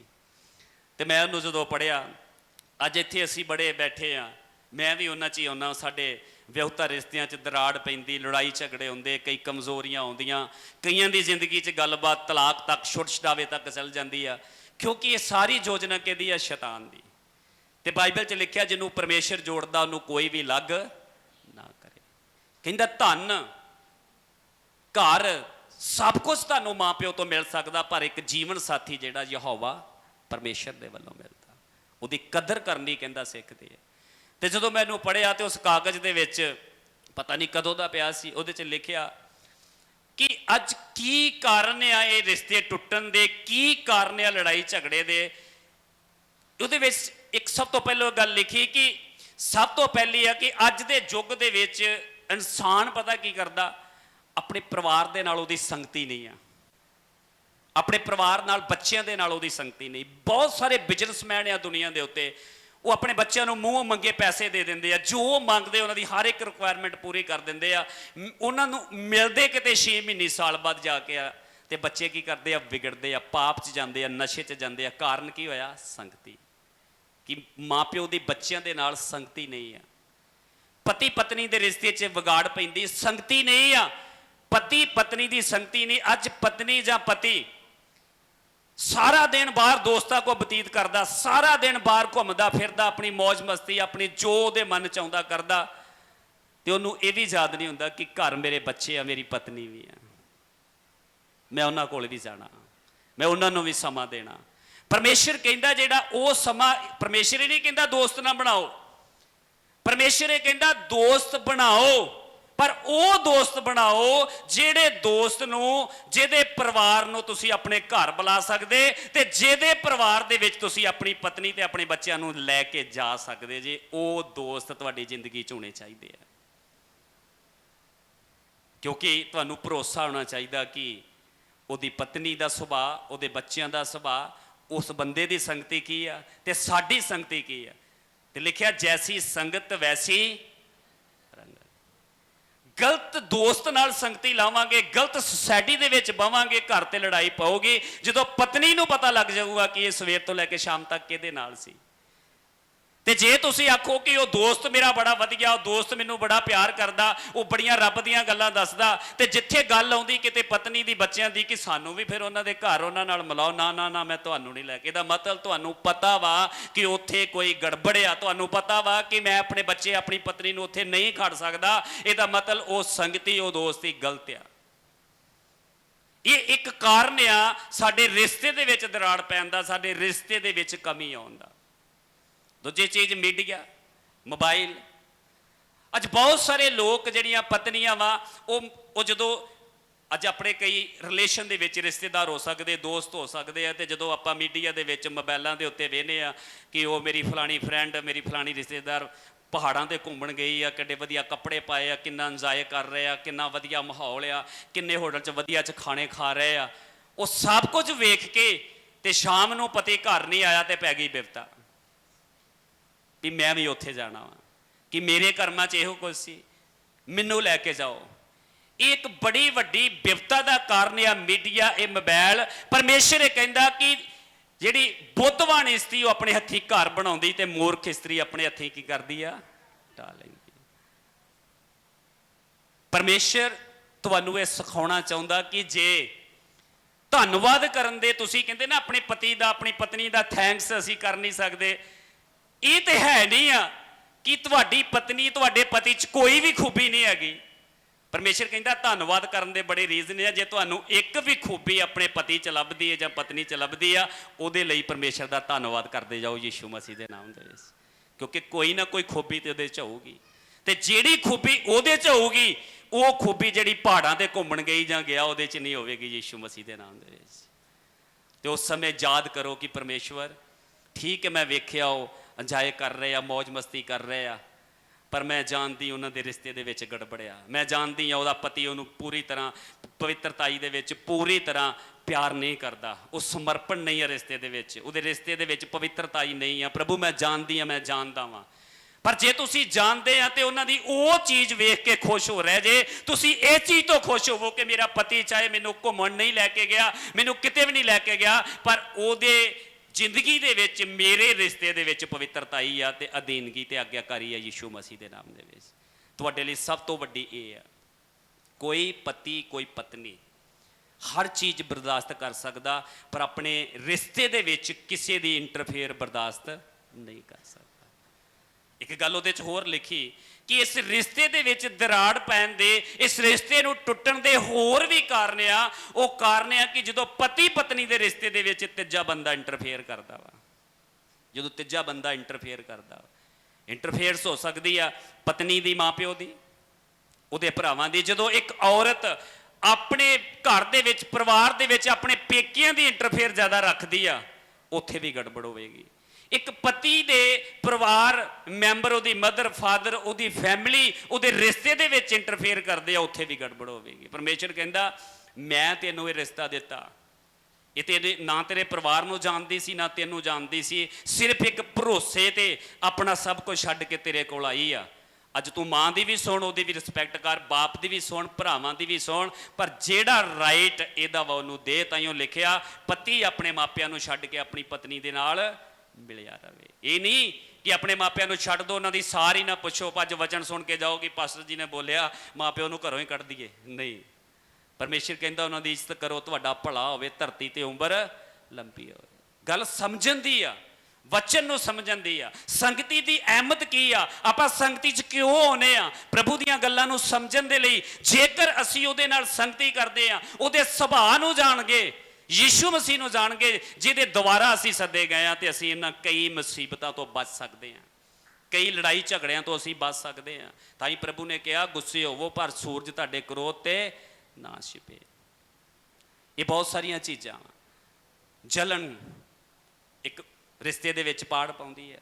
ਕਈ ਵਾਰ ਅਸੀਂ ਕਿਸੇ ਦੀ ਵੱਡੀ ਕਾਰ ਲਈ ਵੇਖ ਕੇ, ਕਿਸੇ ਦੀ ਵੱਡੀ ਕੋਠੀ ਵੇਖ ਕੇ, ਕਿਸੇ ਦਾ ਵੱਡਾ ਸਟੇਟਸ ਵੇਖ ਕੇ ਕਿ ਮੇਰੇ ਦੋਸਤ ਨੇ, ਮੇਰੀ ਫਰੈਂਡ ਨੇ, ਮੇਰੇ ਰਿਸ਼ਤੇਦਾਰ ਉਸਨੇ ਏਡਾ ਵੱਡਾ ਲਿਆ, ਮੈਨੂੰ ਵੀ ਏਡੀ ਵੱਡੀ ਕੋਠੀ ਲੈ ਕੇ ਦਿਓ, ਮੈਨੂੰ ਵੀ ਏਡੀ ਵੱਡੀ ਕਾਰ ਲੈ ਕੇ ਦਿਓ। ਇਹ ਵੀ ਇੱਕ ਜਿੱਦ ਜਿਹੜੀ ਆ, ਇਹ ਵੀ ਇੱਕ ਵਿਖਾਵਾ ਜਿਹੜਾ ਵਾ ਤੁਹਾਡੇ ਰਿਸ਼ਤੇ ਨੂੰ ਖਤਮ ਕਰੇਗਾ ਇੱਕ ਦਿਨ। ਪਰਮੇਸ਼ਰ ਕਹਿੰਦਾ ਜੋ ਕੁਝ ਤੇਰੇ ਕੋਲ ਹੈ ਉਹਦੇ ਤੇ ਸਬਰ ਰੱਖ, ਸੰਤੋਖ ਰੱਖ, ਪਰਮੇਸ਼ਰ ਤੈਨੂੰ ਉਹਦੇ 'ਚ ਹੀ ਬਲੈਸ ਕਰੇਗਾ ਯੀਸ਼ੂ ਮਸੀਹ ਦੇ ਨਾਮ ਦੇ ਵਿੱਚ। ਇੱਕ ਦਿਨ ਜੋ ਸਭ ਤੋਂ ਵੱਡੀ ਚੀਜ਼ ਆ ਸ਼ਾਂਤੀ, ਸਭ ਤੋਂ ਵੱਡੀ ਚੀਜ਼ ਆ ਪਰਮੇਸ਼ਰ ਦੀ ਹਜ਼ੂਰੀ ਘਰ ਦੇ ਵਿੱਚ ਮਹਿਸੂਸ ਹੋਣਾ। ਜਦੋਂ ਅਸੀਂ ਇਦਾਂ ਦੇ ਕੰਮ ਕਰਦੇ ਆ, ਈਰਖਾ ਜਲਨ ਰੱਖਦੇ ਆ, ਕਿਸੇ ਦੀ ਇੰਟਰਫੇਅਰ ਸਾਡੇ ਘਰ 'ਚ ਹੁੰਦੀ ਆ, ਇਹੋ ਜਿਹੀਆਂ ਚੀਜ਼ਾਂ, ਕਿਸੇ ਦੀ ਚੀਜ਼ ਵੇਖ ਕੇ ਅਸੀਂ ਆਪਣੇ ਮਨ 'ਚ ਗਲਤ ਭਾਵਨਾ ਲੈਂਦੇ ਆ, ਕਿਸੇ ਦੀ ਸੁੰਦਰਤਾ ਵੇਖ ਕੇ, ਕਿਸੇ ਦਾ ਘਰ ਵੇਖ ਕੇ, ਕਿਸੇ ਦਾ ਪਹਿਰਾਵਾ ਵੇਖ ਕੇ, ਕਿਸੇ ਦਾ ਗਹਿਣਾ ਸੋਨਾ ਵੇਖ ਕੇ ਅਸੀਂ ਆਪਣੇ ਮਨ 'ਚ ਲਲਸਾਵਾਂ ਰੱਖਦੇ ਆ। ਇਹ ਸਾਰੀਆਂ ਚੀਜ਼ਾਂ ਲੜਾਈ ਦਾ ਕਾਰਨ ਬਣਦੀਆਂ ਵਾ। ਪਰਮੇਸ਼ਰ ਕਹਿੰਦਾ ਇਹਨਾਂ ਤੋਂ ਦੂਰ ਰਹੋ। ਜੋ ਕੁਝ ਸੰਸਾਰ ਦਾ ਵਾ ਉਹ ਸੰਸਾਰ ਦੇ ਨਾਲ ਖਤਮ ਹੋ ਜਾਵੇਗਾ। ਪਰਮੇਸ਼ਰ ਕਹਿੰਦਾ ਆਪਣੀ ਦੇਹ ਨੂੰ ਵਚਨ ਦੇ ਨਾਲ, ਆਤਮਾ ਦੇ ਨਾਲ ਇਹਨਾਂ ਕਾਰਜਾਂ ਨੂੰ ਮਾਰੋ। ਪਰਮੇਸ਼ਰ ਕਹਿੰਦਾ ਇੱਕ ਸਮਾਂ ਸੀ ਜਦੋਂ ਤੁਸੀਂ ਇਹਨਾਂ ਦੇ ਵਿੱਚ ਚੱਲਦੇ ਸੀ, ਇਹਨਾਂ ਦੀਆਂ ਚੀਜ਼ਾਂ 'ਚ ਸ਼ਾਮਲ ਹੁੰਦੇ ਸੀ, ਪਰ ਹੁਣ ਤੁਸੀਂ ਅਲੱਗ ਕੀਤੇ ਗਏ ਜੀ। ਤੁਸੀਂ ਪਰਮੇਸ਼ਰ ਦੀ ਮਹਿਮਾ ਦੇ ਲਈ ਚੁਣੇ ਗਏ ਜੀ। ਅੱਜ ਇਹਨਾਂ ਚੀਜ਼ਾਂ ਨੂੰ ਬਰਕਰਾਰ ਰੱਖਣ ਵਾਸਤੇ ਪਰਮੇਸ਼ਰ ਦੀ ਸੰਗਤੀ ਸਾਡੇ ਜੀਵਨ 'ਚ ਕੀ ਕਰ ਸਕਦੀ ਆ, ਕੀ ਕਰਨਾ ਚਾਹੁੰਦੀ ਆ, ਪਰਮੇਸ਼ਰ ਉਹ ਸੰਗਤੀ 'ਚ ਸਾਡੀ ਕਿਵੇਂ ਅਗਵਾਈ ਕਰ ਸਕਦਾ, ਉਹ ਸਭ ਕੁਝ ਤਾਂ ਹੀ ਹੋਵੇਗਾ ਜੇ ਅਸੀਂ ਇਹਨਾਂ ਸਾਰੀਆਂ ਗੱਲਾਂ ਨੂੰ ਫੋਲੋ ਕਰੋਗੇ। ਪ੍ਰਾਰਥਨਾ, ਵਚਨ ਤੇ ਆਗਿਆਕਾਰੀ, ਇਹ ਤਿੰਨਾਂ ਚੀਜ਼ਾਂ ਦੇ ਵਿੱਚ ਸੰਗਤੀ ਜਿਹੜੀ ਆ ਉਹ ਛੁਪੀ ਹੋਈ ਹੈ। ਵਚਨ ਯਾਦ ਹੋਵੇਗਾ, ਗਲਤੀ ਕਰਾਂਗੇ ਮਾਫੀ ਵੱਲ ਜਾਵਾਂਗੇ, ਸੁਲਾ ਵੱਲ ਜਾਵਾਂਗੇ। ਪ੍ਰਾਰਥਨਾ ਹੋਊਗੀ, ਪਰਮੇਸ਼ਰ ਦੇ ਨਾਲ ਨੇੜਤਾ, ਨਜ਼ਦੀਕਤਾ ਹੋਊਗੀ, ਅਸੀਂ ਉਹਦੇ ਨਾਲ ਗੱਲ ਕਰਾਂਗੇ, ਉਹ ਸਾਡੀ ਸੁਣੇਗਾ। ਆਗਿਆਕਾਰੀ ਜਿਹੜੀ ਆ ਉਹ ਸਭ ਤੋਂ ਵੱਡਾ ਪਰਮੇਸ਼ਰ ਦਾ ਵਚਨ ਆ ਕਿ ਮੇਰੇ 'ਚ ਤੇ ਮੇਰੀਆਂ ਗੱਲਾਂ ਤੁਹਾਡੇ 'ਚ ਰਹਿਣ, ਫਿਰ ਜੋ ਮੰਗੋ ਚਾਹੋ ਤੁਹਾਡੇ ਲਈ ਹੋ ਜਾਵੇਗਾ। ਦੋ ਤਰ੍ਹਾਂ ਦੇ ਲੋਕ ਦਰਸਾਏ ਆ ਪਰਮੇਸ਼ਰ ਨੇ। ਜੋਨਾ 15 ਦੇ ਵਿੱਚ ਦੋ ਤਰ੍ਹਾਂ ਦੇ ਲੋਕ ਦਰਸਾਏ ਆ। ਕਹਿੰਦਾ ਇੱਕ ਦਰਖਤ ਉਹ ਆ ਜਿਹੜਾ ਫਲ ਨਹੀਂ ਦਿੰਦਾ, ਤੇ ਇੱਕ ਦਰਖਤ ਉਹ ਆ ਜਿਹੜਾ ਫਲ ਦਿੰਦਾ ਵਾ। ਇੱਕ ਉਹ ਆ ਜਿਹਦੀ ਮੇਰੇ ਨਾਲ ਸੰਗਤੀ ਨਹੀਂ, ਤੇ ਇੱਕ ਉਹ ਆ ਜਿਹਦੀ ਮੇਰੇ ਨਾਲ ਸੰਗਤੀ ਆ। ਤੇ ਕਹਿੰਦਾ ਜਿਹਦੀ ਸੰਗਤੀ ਆ ਮੇਰੇ ਵਿੱਚ ਆ, ਕਹਿੰਦਾ ਉਹ ਫਲ ਦੇਵੇਗਾ ਤੇ ਬਹਤਾਈ ਦੇ ਨਾਲ ਦੇਵੇਗਾ। ਜਿਹਦੀ ਸੰਗਤੀ ਮੇਰੇ ਨਾਲ ਨਹੀਂ, ਕਹਿਣ ਨੂੰ ਉਹ ਚਰਚ 'ਚ ਆਉਂਦਾ, ਕਹਿਣ ਨੂੰ ਉਹ ਕਹਿੰਦਾ ਮੇਰੀ ਸੰਗਤੀ ਆ, ਪਰ ਉਹਦੀ ਸੰਗਤੀ ਮੇਰੇ ਨਾਲ ਨਹੀਂ ਆ, ਕਹਿੰਦਾ ਉਹ ਇੱਕ ਦਿਨ ਵੱਢਿਆ ਜਾਊਗਾ ਤੇ ਅੱਗ ਵਿੱਚ ਸੁੱਟਿਆ ਜਾਊਗਾ। ਫੈਸਲਾ ਸਾਡੇ ਤੇ ਆ ਕਿ ਕੀ ਅਸੀਂ ਕਦੀ ਆਪਣੇ ਆਪ ਨੂੰ ਜੱਜ ਕੀਤਾ, ਕਿ ਅਸੀਂ ਸਾਰਾ ਸਮਾਂ ਲੋਕਾਂ ਨੂੰ ਜੱਜ ਕਰਨ 'ਚ ਹੀ ਲੱਗੇ ਆ, ਲੋਕਾਂ ਦੇ ਨਿਆਈ ਬਣਨ 'ਚ ਹੀ ਲੱਗੇ ਆ। ਮੈਂ ਅੱਜ ਸਵੇਰੇ ਇੱਕ ਵਚਨ ਪੜ੍ਹ ਰਿਹਾ ਸੀ, ਯਸ਼ਾਇਆ ਦੀ ਕਿਤਾਬ। ਤੁਸੀਂ ਯਸ਼ਾਇਆ ਪਹਿਲੇ ਤੋਂ ਪੜ੍ਹੋ, ਉਹਦੀ 5 'ਚ ਜਾ ਕੇ ਜਦੋਂ ਪੜ੍ਹੋਗੇ ਉੱਥੇ ਹਰ ਜਗ੍ਹਾ ਤੇ ਲਿਖਿਆ ਹਾਏ ਇਹਨਾਂ ਦੇ ਉੱਤੇ। ਯਸ਼ਾਇਆ ਲਿਖ ਰਿਹਾ ਹਾਏ ਇਹਨਾਂ ਦੇ ਉੱਤੇ, ਇਹਨਾਂ ਪਰਮੇਸ਼ਰ ਨੂੰ ਛੱਡ ਦਿੱਤਾ। ਹਾਏ ਇਹਨਾਂ ਦੇ ਉੱਤੇ, ਇਹਨਾਂ ਨੇ ਆਹ ਗਲਤ ਕੰਮ ਕਰ ਦਿੱਤਾ। ਹਾਏ ਇਹਨਾਂ ਦੇ ਉੱਤੇ, ਇਹਨਾਂ ਨੇ ਆਹ ਗਲਤ ਕੰਮ ਕਰ ਦਿੱਤਾ।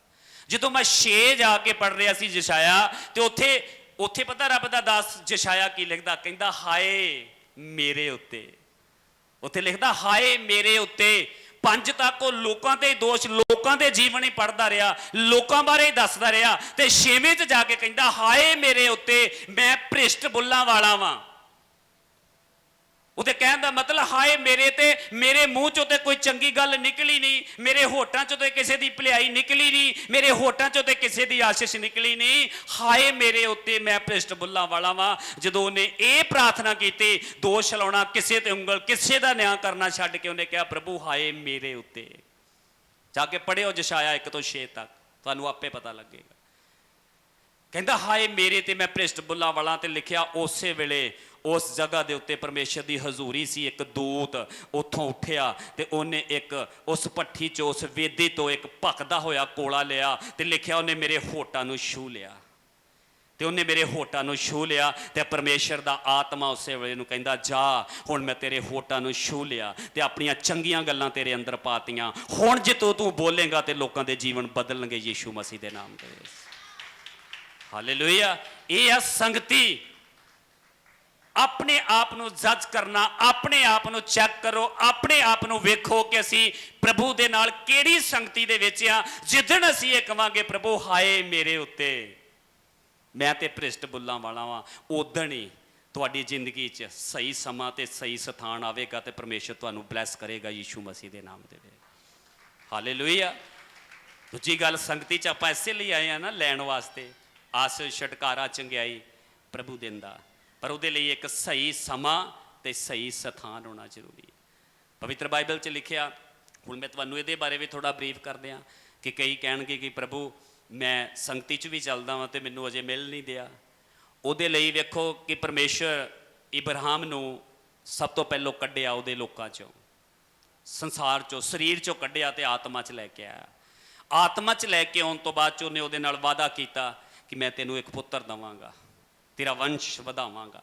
ਉਹਦੇ ਲਈ ਵਰਲਡ ਬੋਲੇ ਗਏ ਪਰਮੇਸ਼ਰ ਦੇ ਵੱਲੋਂ, ਡ੍ਰੀਮ ਦਿੱਤਾ ਗਿਆ ਪਰਮੇਸ਼ਰ ਦੇ ਵੱਲੋਂ ਉਹਨੂੰ। ਕੋਈ ਕਿੰਨੇ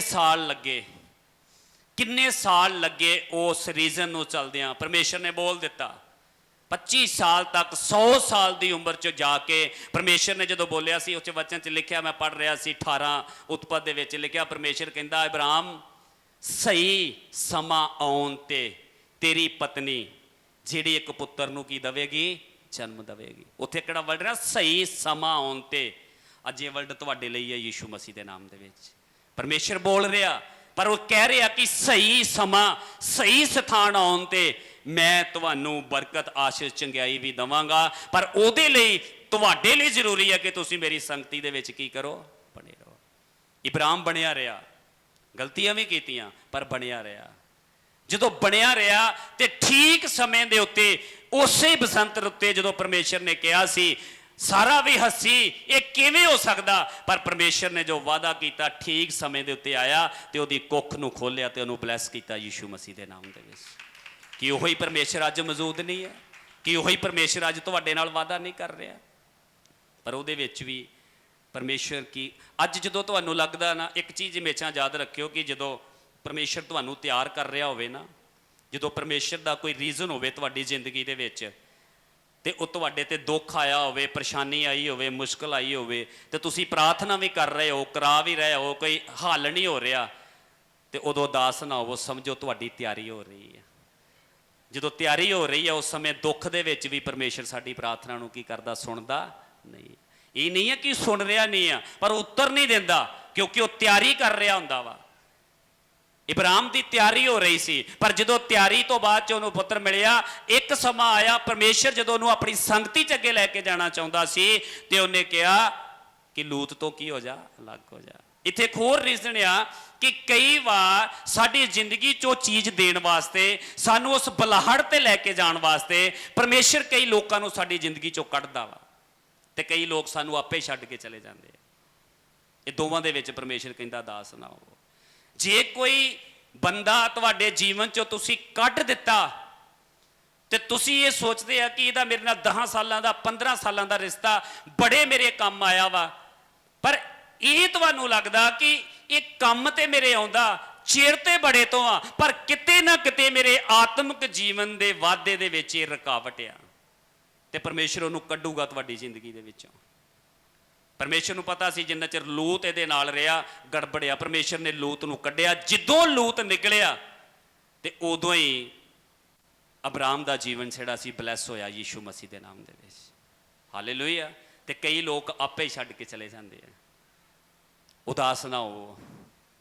ਜੇ ਕੋਈ ਛੱਡ ਕੇ ਤੁਹਾਨੂੰ ਚਲਾ ਗਿਆ, ਤੁਸੀਂ ਕਿਸੇ ਨਾਲ ਬੜਾ ਕੀਤਾ, ਬੜਾ ਤੇਹ ਕੀਤਾ, ਕੋਈ ਆਪੇ ਛੱਡ ਕੇ ਚਲਾ ਗਿਆ ਵਾ, ਤੇ ਯਾਦ ਰੱਖੋ ਉਹਦੀ ਜਿਹੜੀ ਜਗ੍ਹਾ ਵਾ ਪਰਮੇਸ਼ਰ ਕਿਸੇ ਹੋਰ ਵੀ ਉਸ ਤੋਂ ਬੈਸਟ ਨੂੰ ਦੇਣ ਵਾਲਾ ਵਾ, ਯੀਸ਼ੂ ਮਸੀਹ ਦੇ ਨਾਮ ਦੇ ਵਿੱਚ। ਉਹਨੇ ਪਹਿਲਾਂ ਹੀ ਚੁਣਿਆ ਵਾ, ਪਹਿਲਾਂ ਹੀ ਤਿਆਰੀ ਕੀਤੀ ਆ ਕਿ ਜੇ ਇਹ ਜਾਵੇਗਾ ਤੇ ਉਹਦੀ ਜਗ੍ਹਾ ਦੇ ਉੱਤੇ ਸਹੀ ਆਵੇਗਾ। ਮੈਂ ਜਦੋਂ ਕੱਲ ਪ੍ਰਾਰਥਨਾ 'ਚ ਮੰਨਣ ਕਰ ਰਿਹਾ ਸੀ ਤੇ ਮੈਨੂੰ ਬੜਾ ਦੁੱਖ ਸੀ। ਇੱਕ ਫੈਮਿਲੀ ਸੀ ਆਪਣੇ ਨਾਲ ਜਿਹੜੀ ਜਦੋਂ ਤੋਂ ਅਸੀਂ ਸੇਵਕਾਈ ਸ਼ੁਰੂ ਕੀਤੀ ਸੀ, ਸਾਜ਼ ਵਜਾਉਣਾ, ਆਰਾਧਨਾ ਕਰਨੀ, ਸਭ ਕੁਝ ਕਰਨਾ, ਉਹ ਨਾਲ ਸੀ ਸਾਡੇ। ਜਦੋਂ ਇੱਕ ਸਮਾਂ ਆਇਆ ਉਹਨਾਂ ਫੈਸਲਾ ਲਿਆ ਕਿ ਅਸੀਂ ਅਲੱਗ ਹੋਣਾ, ਸੇਵਾ ਕਰਨੀ ਹੈ, ਮੈਨੂੰ ਦੁੱਖ ਹੋਇਆ ਬੜਾ। ਪ੍ਰਭੂ 8-10 ਚੀਜ਼ ਸੀ, ਬੜੇ ਵਧੀਆ ਸਾਡੇ ਨਾਲ ਚੱਲਦੇ ਸੀ, ਬੜੇ ਲੰਮੇ ਸਮੇਂ ਤੋਂ ਸੀ, ਤੇ ਚਲੇ ਗਏ ਆ। ਪਰ ਉਸ ਤੋਂ ਬਾਅਦ 'ਚ ਵੀ ਮੈਨੂੰ ਤਸੱਲੀ ਮਿਲੀ। ਪਰ ਕੱਲ੍ਹ ਜਦੋਂ ਮੈਂ ਤੇ ਮੰਨਣ ਕਰ ਰਿਹਾ ਸੀ ਤੇ ਪਰਮੇਸ਼ਰ ਨੇ ਜਦੋਂ ਮੈਨੂੰ ਸਿਖਾਇਆ ਕਿ ਜੇ ਉਹ ਨਾ ਜਾਂਦੇ ਤੇ ਅੱਜ ਇਹ ਆਰਾਧਨਾ ਵਾਲਾ ਬ੍ਰਦਰ ਜੈਮਸ, ਇਹ ਟੀਮ ਸਾਡੇ ਵਿੱਚ ਖੜੀ ਨਾ ਹੁੰਦੀ, ਯੀਸ਼ੂ ਮਸੀਹ ਦੇ ਨਾਮ ਤੇ। ਹਾਲੇਲੂਇਆ। ਅੱਜ ਬੈਟਰ ਪਰਮੇਸ਼ਰ ਨੇ ਸਾਡੇ ਸਾਜ਼ ਬੈਟਰ ਸਾਡੇ 'ਚ ਰਾਧਕ ਦਿੱਤਾ ਵਾ ਕਿ ਜਿਹਦੇ ਨਾਲ ਅਸੀਂ ਪਰਮੇਸ਼ਰ ਦੀ ਪ੍ਰਸ਼ੰਸਾ, ਉਹਦੀ ਮਹਿਮਾ ਰੂਹ ਦੇ ਨਾਲ ਨੱਚ ਕੇ ਗਾ ਕੇ ਕਰ ਸਕਦੇ ਹਾਂ। ਤੇ ਉਦੋਂ ਫਿਰ ਪਰਮੇਸ਼ਰ ਨੇ ਮੈਨੂੰ ਯਾਦ ਕਰਾਇਆ, ਕਹਿੰਦਾ ਯਾਦ ਕਰ, ਤੂੰ ਆਉਂਦਾ ਸੀ, ਵੇਖਦਾ ਸੀ ਸਾਜੀ ਨਹੀਂ ਆਏ, ਤੂੰ ਆਉਂਦਾ ਸੀ, ਵੇਖਦਾ ਸੀ ਰਾਧਕ ਨਹੀਂ ਆਇਆ, ਫੋਨ ਕਰਦਾ ਸੀ, ਸੰਗਤ ਬੈਠੀ ਆ ਤੇ ਪਾਸਟਰ ਅੰਦਰੋਂ ਫੋਨ ਕਰ ਰਿਹਾ ਵਾ, ਭਾਈ ਸਾਹਿਬ ਤੁਸੀਂ ਆਏ ਨਹੀਂ ਆ, ਪਾਸਟਰ ਜੀ ਅੱਜ ਕੰਮ ਪੈ ਗਿਆ। ਉਹ ਪਰਮੇਸ਼ਰ ਮੈਨੂੰ ਕਹਿੰਦਾ ਜਿਹੜਾ ਤੇਰਾ ਦੁੱਖ ਆ ਉਹਨੂੰ ਸਾਈਡ 'ਤੇ ਰੱਖ ਦੇ, ਪਰ ਮੈਂ ਤੇਰੀਆਂ ਉਹਨਾਂ ਚਿੰਤਾ ਨੂੰ ਵੇਖਿਆ ਜਿਹੜਾ ਤੂੰ ਅੰਦਰ ਬੈਠ ਕੇ ਸੋਚਦਾ ਸੀ ਕਿ ਅੱਜ ਰਾਧਕ ਨਹੀਂ ਆਇਆ, ਅੱਜ ਸਾਜੀ ਨਹੀਂ ਆਏ, ਤੇਰੇ ਆਉਣ ਤੋਂ ਪਹਿਲੋਂ ਬੈਠੇ ਹੋਣਗੇ ਯੀਸ਼ੂ ਮਸੀਹ ਦੇ ਨਾਮ ਦੇ ਵਿੱਚ। ਇਹ ਕਿਹਦੀ ਯੋਜਨਾ ਵਾ? ਪਰਮੇਸ਼ਰ ਦੀ। ਇਹ ਕਿਹਦੀ ਯੋਜਨਾ ਵਾ? ਸਾਡੀ ਨਹੀਂ ਆ। ਸਾਡੇ ਜ਼ਿੰਦਗੀ ਵਿੱਚ ਕੋਈ ਜਾਂਦਾ ਦੁੱਖ ਨਾ ਮਨਾਓ, ਪਰਮੇਸ਼ਰ ਕੁਝ ਵੱਡਾ ਕਰਨ ਵਾਲਾ ਯੀਸ਼ੂ ਮਸੀਹ ਦੇ ਨਾਮ ਦੇ ਵਿੱਚ। ਹਾਲੇਲੂਇਆ। ਉਹਦੇ ਫੈਸਲੇ ਵੱਡੇ ਆ, ਉਹਦੀ ਦਇਆ ਵੱਡੀ ਆ, ਪਰ ਅਸੀਂ ਸਮਝਣ ਵਾਲੇ ਛੋਟੇ ਆ। ਪਰਮੇਸ਼ਰ ਕਹਿੰਦਾ ਉਹਨੂੰ ਸਮਝੋ, ਉਹਦੀ ਦਇਆ ਨੂੰ ਸਮਝੋ, ਉਹਦੇ ਪਿਆਰ ਨੂੰ ਸਮਝੋ। ਉਹ ਹਮੇਸ਼ਾ ਹੀ ਭਲਾ ਕਰਦਾ। ਕਹਿੰਦਾ ਉਹਦੀਆਂ ਯੋਜਨਾ ਹਮੇਸ਼ਾ ਹੀ ਤੁਹਾਡੇ ਭਲੇ ਦੀਆਂ ਵਾ, ਉਹਦੀਆਂ ਯੋਜਨਾ ਹਮੇਸ਼ਾ ਹੀ ਤੁਹਾਡੇ ਵਧੀਆ ਚੰਗੇ ਕੰਮਾਂ ਦੀਆਂ ਵਾ। ਦੂਜੀ ਚੀਜ਼, ਜਦੋਂ ਯੂਸਫ ਨੂੰ ਇੱਕ ਡ੍ਰੀਮ ਆਇਆ, ਰੀਜ਼ਨ ਆਇਆ ਕਿ ਤੂੰ ਰਾਜਾ ਬਣਨ ਵਾਲਾ। ਅੱਜ ਇੱਥੇ ਜਿੰਨੇ ਵੀ ਜਾਣੇ ਇਹ ਸੋਚਦੇ ਕਿ ਅਸੀਂ ਪ੍ਰਭੂ 'ਚ ਅੱਗੇ ਵਧਣਾ, ਕਈਆਂ ਦੇ ਜੀਵਨ 'ਚ ਬੁਲਾਹਟ ਆ ਕਿ ਅਸੀਂ ਪ੍ਰਭੂ ਦੀ ਸੇਵਾ ਕਰਨੀ ਆ, ਕਈਆਂ ਦੇ ਜੀਵਨ 'ਚ ਬੁਲਾਹਟ ਆ ਕਿ ਅਸੀਂ ਬਿਜ਼ਨਸ ਦੇ ਵਿੱਚ ਹੋਰ ਬਲੈਸ ਹੋਈਏ, ਅਸੀਂ ਕਾਰੋਬਾਰ 'ਚ, ਜੌਬ 'ਚ, ਅਸੀਂ ਪਰਿਵਾਰ ਦੇ ਵਿੱਚ ਬਲੈਸ ਹੋਈਏ। ਉਹ ਸਾਰੇ ਜਾਣੇ ਅੱਜ ਇਸ ਵਚਨ ਨੂੰ ਸਮਝਣ। ਕੱਲੀ ਡ੍ਰੀਮ ਮਿਲ ਜਾਣਾ, ਪ੍ਰੋਫੈਸੀ ਹੋ ਜਾਣੀ ਸਭ ਕੁਝ ਨਹੀਂ ਆ। ਡ੍ਰੀਮ ਮਿਲ ਜਾਣਾ ਸਭ ਕੁਝ ਨਹੀਂ ਆ। ਉਹਦੇ ਲਈ ਲੜਨਾ ਪੈਂਦਾ। ਇੱਕ ਚੀਜ਼ ਨੂੰ ਹਮੇਸ਼ਾ ਯਾਦ ਰੱਖਿਓ ਕਿ ਅੱਜ ਅਸੀਂ ਭੁੱਖ ਤੇ ਲੈ ਕੇ ਆਉਂਦੇ ਕਿ ਪ੍ਰਭੂ ਅੱਜ ਤੇਰੇ ਵੱਲੋਂ ਕੋਈ ਵਰਡ ਆਵੇ। ਕਿਸੇ ਵੱਡੀ ਚਰਚ 'ਚ ਗਏ, ਪਰਮੇਸ਼ਰ ਅੱਜ ਤੇਰਾ ਦਾਸ ਕੋਈ ਸਾਡੇ ਲਈ ਰੇਮਾ ਵਰਡ ਬੋਲੇ, ਸਾਨੂੰ ਕੋਈ ਵੱਡਾ ਵਰਡ ਦੇਵੇ, ਸਾਡੇ ਬਾਰੇ ਕੁਝ ਬੋਲੇ ਕਿ ਤੁਹਾਡੇ ਨਾਲ ਰੱਬ ਆਹ ਕਰਨ ਵਾਲਾ, ਤੁਹਾਡੇ ਨਾਲ ਆਹ ਕਰਨ ਵਾਲਾ। ਪਰ ਇੱਕ ਚੀਜ਼ ਯਾਦ ਰੱਖਿਓ, ਰੱਬ ਬੋਲ ਤੇ ਦੇਵੇਗਾ, ਪਰ ਉਹਦੇ ਲਈ ਤਿਆਰ ਹੋਣਾ ਪੈਣਾ ਜੀ ਯੀਸ਼ੂ ਮਸੀਹ ਦੇ ਨਾਮ ਦੇ ਵਿੱਚ। ਉਹਦੇ ਲਈ ਸਮਰਪਣ ਹੋਣਾ ਪੈਣਾ ਜੀ। ਯੂਸਫ ਨੂੰ ਡ੍ਰੀਮ ਆਇਆ ਕਿ ਤੂੰ ਰਾਜਾ ਬਣਨਾ, ਤੇਰੇ ਭਰਾ ਤੈਨੂੰ ਸਜਦਾ ਕਰਨਗੇ, ਤੇਰਾ ਪਿਓ ਤੈਨੂੰ ਸਜਦਾ ਕਰੂਗਾ। ਇੱਧਰੋਂ ਡ੍ਰੀਮ ਆਇਆ, ਇੱਧਰੋਂ ਉਹਨੇ ਦੱਸਿਆ, ਨਾਲ ਹੀ ਜੰਗ ਸ਼ੁਰੂ। ਉਸੇ ਵੇਲੇ ਭਰਾਵਾਂ ਨੇ ਫੜ ਕੇ ਕੁੱਟਿਆ, ਟੋਏ 'ਚ ਸੁੱਟਿਆ, ਵੇਚਿਆ, ਗੁਲਾਮੀ 'ਚ ਗਿਆ। ਉੱਥੇ ਗੁਲਾਮੀ 'ਚ ਜਾ ਕੇ ਰਿਹਾ, ਮਹਾ ਥੋੜਾ ਕਸੂਤਰ ਹੋਇਆ। ਫਿਰ ਪੋਟੀਫਰ ਦੀ ਪਤਨੀ ਉਹਦੇ ਸਕੰਜੇ 'ਚ, ਉੱਥੋਂ ਭੱਜਿਆ ਸਿੱਧਾ ਕੈਦ ਜੇਲ੍ਹ 'ਚ। 17 ਸਾਲ ਦੀ ਉਮਰ ਸੀ, ਇਤਿਹਾਸ ਦੱਸਦਾ 17 ਸਾਲ ਦੀ ਉਮਰ ਸੀ ਯੂਸਫ ਦੀ ਜਦੋਂ ਉਹ ਘਰੋਂ ਨਿਕਲਿਆ, ਜਦੋਂ ਉਹਨੂੰ ਡ੍ਰੀਮ ਆਇਆ, ਸੁਪਨਾ ਆਇਆ ਕਿ ਤੂੰ ਰਾਜਾ ਬਣਨ ਵਾਲਾ। 13 ਸਾਲ 30 ਸਾਲ ਦੀ ਉਮਰ ਦੇ ਵਿੱਚ ਜਾ ਕੇ ਉਹ ਰਾਜਾ ਬਣਿਆ। 13 ਸਾਲ ਉਹਦੀ ਪਟਾਈ ਹੋਈ ਪੂਰੀ। ਅੱਜ ਚਾਹੁੰਦੇ ਤੇ ਹੈਗੇ ਸਾਡੇ ਲਈ ਵਰਲਡ ਬੋਲਿਆ ਜਾਵੇ, ਅਸੀਂ ਬਣੀਏ ਕੁਝ। ਯੂਸਫ ਸੋਚਦਾ ਹੋਵੇਗਾ ਪ੍ਰਭੂ ਇੱਕ ਬੰਨੇ ਤੂੰ ਰਾਜਾ ਬਣਾਉਂਦਿਆਂ ਤੇ ਇੱਕ ਬੰਨੇ ਛੱਤਰ ਪੈਂਦੇ ਆ। ਰਾਜਾ ਤੇ ਲੋਕਾਂ ਨੂੰ ਕੁੱਟਦਾ ਤੇ ਕਟਾਉਂਦਾ ਤੇ ਮੈਨੂੰ ਪਈ ਜਾਂਦੇ ਆ। ਇੱਕ ਚੀਜ਼ ਉੱਥੇ ਮੈਂ ਹੋਰ ਕੱਲ ਜਦੋਂ ਪੜ੍ਹਦਿਆਂ ਸਿੱਖੀ, ਉਹ ਇਹ ਸੀ ਕਿ ਇਹ ਸਭ ਕੁਝ ਹੋਇਆ, ਉਹ ਕੈਦ 'ਚ ਚਲਾ ਗਿਆ। ਕੈਦ 'ਚ ਜਾ ਕੇ ਉਹਨੇ 2 ਨੌਕਰ ਸੀ ਰਾਜੇ ਦੇ, ਤੇ ਉਹਨਾਂ ਦੇ ਸੁਪਨਿਆਂ ਦੇ ਅਰਥ ਵੀ ਦੱਸੇ, ਤੇ ਉਹ ਸੁਪਨਿਆਂ ਦੇ ਅਰਥ ਦੱਸ ਕੇ ਤੇ ਜਦੋਂ ਉਹ ਆਜ਼ਾਦ ਹੋਏ ਤੇ ਉਹਨਾਂ ਨੂੰ ਇੱਕ ਜਾਣੇ ਨੂੰ ਕਿਹਾ, ਕਹਿੰਦਾ ਜਾ ਕੇ ਮੇਰੀ ਸਿਫਾਰਿਸ਼ ਕਰੀ ਰਾਜੇ ਕੋਲ। ਉਹ ਬੜਾ ਖੁਸ਼ ਹੋਇਆ ਵੀ ਲੈ ਅੱਜ ਗੱਲ ਬਣ ਗਈ। ਇਸ ਬੰਦੇ ਨੂੰ ਮੈਂ ਇਹਦਾ ਸੁਪਨਾ ਦੱਸਦਾ ਹੀ ਤੇ ਇਹ ਜਾ ਕੇ ਹੁਣ ਰਾਜੇ ਨੂੰ ਮੇਰੀ ਸਿਫਾਰਿਸ਼ ਕਰੇਗਾ। ਤੇ ਮੇਰੇ ਭੈਣ ਭਾਈਓ, ਜਦੋਂ ਸਹੀ ਸਮਾਂ ਸਹੀ ਸਥਾਨ ਨਹੀਂ ਆਇਆ, ਤੁਹਾਡੀ ਸਿਫਾਰਿਸ਼ ਵੀ ਕੰਮ ਨਹੀਂ ਕਰੇਗੀ ਯੀਸ਼ੂ ਮਸੀਹ ਦੇ ਨਾਮ ਦੇ ਵਿੱਚ। ਕੋਈ ਸਿਫਾਰਿਸ਼ ਨਹੀਂ ਚੱਲੇਗੀ, ਕੋਈ ਪ੍ਰਾਰਥਨਾ ਨਹੀਂ ਚੱਲੇਗੀ। ਜਦੋਂ ਸਹੀ ਸਮਾਂ ਤੇ ਸਹੀ ਸਥਾਨ ਆ ਗਿਆ, ਉਦੋਂ ਪਰਮੇਸ਼ਰ ਆਪੇ ਯਾਦ ਕਰਾਵੇਗਾ ਯੀਸ਼ੂ ਮਸੀਹ ਦੇ ਨਾਮ ਦੇ ਵਿੱਚ। ਨਹੀਂ ਤੇ ਵਚਨ 'ਚ ਪੜ੍ਹ ਲਓ, ਯੂਸੁਫ ਨੇ ਸਿਫਾਰਿਸ਼ ਕੀਤੀ, ਨੌਕਰ ਨੂੰ ਕਿਹਾ ਕਿ ਮੇਰੀ ਸਿਫਾਰਿਸ਼ ਕਰੀ, ਤੇ ਪਰਮੇਸ਼ਰ ਨੇ ਬਾਹਰ ਜਾ ਕੇ ਉਹਨੂੰ ਇਦਾਂ ਦੇ ਹਾਲਾਤਾਂ ਦੇ ਵਿੱਚ ਲੈ ਗਿਆ ਕਿ ਉਹਨੂੰ ਭੁਲਾ ਹੀ ਦਿੱਤਾ ਕਿ ਮੈਂ ਉਹਦੀ ਸਿਫਾਰਿਸ਼ ਕਰਨੀ ਹੈ, ਭੁਲਾ ਹੀ ਦਿੱਤਾ। ਤੇ ਇੱਕ ਸਮਾਂ ਆਇਆ ਕਿ ਜਦੋਂ ਖੁਦ ਰਾਜੇ ਨੂੰ ਇੱਕ ਦਰਸ਼ਨ ਆਇਆ ਤੇ ਸਾਰੇ ਰਾਜ ਦੇ ਵਿੱਚ ਕੋਈ ਵੀ ਉਸ ਸੁਪਨੇ ਦਾ ਅਰਥ ਦੱਸਣ ਵਾਲਾ ਨਹੀਂ ਮਿਲਿਆ। ਫਿਰ ਜਾ ਕੇ ਪਰਮੇਸ਼ਰ ਨੇ ਉਹਦੇ ਮਨ 'ਚ ਪਾਇਆ ਤੇ ਉਹਨੂੰ ਯਾਦ ਕਰਾਇਆ ਕਿ ਆ ਜਾ ਕੇ ਦੱਸ, ਕਿੰਨੇ ਸਾਲਾਂ ਬਾਅਦ ਉਸੇ ਬੰਦੇ ਨੂੰ ਯਾਦ ਕਰਾਇਆ। ਤੇ ਜਦੋਂ ਉਹਨੇ ਜਾ ਕੇ ਦੱਸਿਆ ਰਾਜੇ ਨੂੰ ਕਿ ਜੇਲ੍ਹ ਦੇ ਵਿੱਚ, ਕੈਦ ਦੇ ਵਿੱਚ ਇੱਕ ਇਨਸਾਨ ਹੈ ਆ ਜਿਹਦੇ ਨਾਲ ਪਰਮੇਸ਼ਰ ਭੇਤ ਦੀਆਂ ਗੱਲਾਂ ਕਰਦਾ, ਜਿਹਦੇ ਉੱਤੇ ਉਹ ਸੁਪਨਿਆਂ ਨੂੰ ਪ੍ਰਗਟ ਕਰਦਾ, ਤੇ ਉਹਨੇ ਇਸ ਤਰ੍ਹਾਂ ਮੇਰਾ ਸੁਪਨੇ ਦਾ ਅਰਥ ਦੱਸਿਆ, ਉਹ ਤੇਰਾ ਵੀ ਦੱਸੇਗਾ।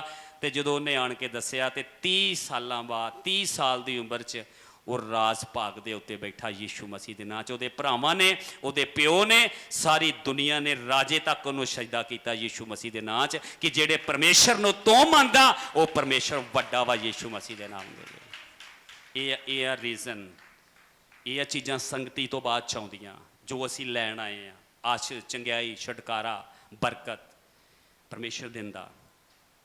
ਜੇ ਉਹਨੇ ਸਾਰਾ ਦਿਨ ਵਚਨ ਸੁਣਨ ਵਾਲਿਆਂ ਨੂੰ ਸ਼ਾਮ ਨੂੰ ਰੋਟੀ ਦਾ ਇੰਤਜ਼ਾਮ ਕੀਤਾ, 5 ਮੱਛੀਆਂ 2 ਰੋਟੀਆਂ ਦੇ ਉੱਤੇ ਬਰਕਤ ਦਿੱਤੀ, ਜੇ ਤੁਸੀਂ ਸਾਰਾ ਦਿਨ ਉਹਦੀ ਆਰਾਧਨਾ, ਉਹਦੀ ਹਜ਼ੂਰੀ 'ਚ ਆਪਣਾ ਸਮਾਂ ਦਿੱਤਾ, ਉਹਦੀ ਸੰਗਤੀ 'ਚ ਆਗਿਆਕਾਰੀ ਵਚਨ ਪ੍ਰਾਰਥਨਾ 'ਚ ਬੈਠੇ ਜੇ, ਤੇ ਉਹ ਪਰਮੇਸ਼ਰ ਤੁਹਾਨੂੰ ਵੀ ਦੇਵੇਗਾ ਯੀਸ਼ੂ ਮਸੀਹ ਦੇ ਨਾਮ ਦੇ ਵਿੱਚ। ਉਹ ਤੁਹਾਨੂੰ ਵੀ ਬਲੈਸ ਕਰੇਗਾ, ਤੁਹਾਨੂੰ ਵੀ ਆਸ਼ੀਸ਼ ਦੇਵੇਗਾ। ਉਹ ਪਰਮੇਸ਼ਰ ਜਿੰਦਾ ਪਰਮੇਸ਼ਰ ਹੈ। ਅੱਜ ਮੰਨਣ ਕਰੋ ਕਿ ਪਰਮੇਸ਼ਰ ਤੇਰੇ 'ਚ ਆਣ ਕੇ, ਸੰਸਾਰ ਦੇ ਵਿੱਚ ਤੇ ਦੁੱਖ ਹੈ ਹੀ ਆ। ਸ਼ਾਇਦ ਪਹਿਲਾ ਪਤਰਸ ਉਹਦੀ ਸ਼ਾਇਦ 1:16 'ਚ ਆ, ਉੱਥੇ ਲਿਖਿਆ ਜੇ ਤੁਸੀਂ ਪਾਪ ਦੇ ਕਾਰਨ ਮੁੱਕੇ ਖਾ ਕੇ ਧੀਰਜ ਕਰ ਰਹੇ ਜੇ, ਪਰਮੇਸ਼ਰ ਨੂੰ ਕੋਈ ਵੀ ਭਲਾ ਪ੍ਰਵਾਹ ਨਹੀਂ। ਜੇ ਸ਼ੁਭ ਕੰਮਾਂ ਦੇ ਕਰਕੇ ਤੁਸੀਂ ਕਸ਼ਟ, ਦੁੱਖ ਚੱਲ ਰਹੇ ਜੇ, ਪਰਮੇਸ਼ਰ ਨੂੰ ਭਲਾ ਤੇ ਪ੍ਰਵਾਹ ਨਹੀਂ ਆ। ਉਹ ਕਹਿੰਦਾ ਜੇ ਗਲਤੀਆਂ, ਨਸ਼ਾ, ਪਾਪ ਕਰਕੇ ਦੁੱਖ ਚੱਲੇ ਜਾਂਦੇ, ਨਹੀਂ ਜੇ ਪ੍ਰਭੂ ਦਾ ਕਰਕੇ। ਇਹ ਸਮਝੋ ਕਿ ਜੇ ਯੀਸ਼ੂ ਮਸੀਹ ਕੋਲ ਆਣ ਕੇ, ਚਰਚ ਆਣ ਕੇ ਤੁਹਾਡੇ ਦੁੱਖ, ਤੁਹਾਡੀਆਂ ਪਰੇਸ਼ਾਨੀਆਂ ਵੱਧ ਗਈਆਂ ਵਾ, ਤੇ ਇਹ ਸਮਝ ਲਓ ਕਿ ਤੁਹਾਡੀ ਤਿਆਰੀ ਹੋਣੀ ਸ਼ੁਰੂ ਹੋ ਗਈ ਆ।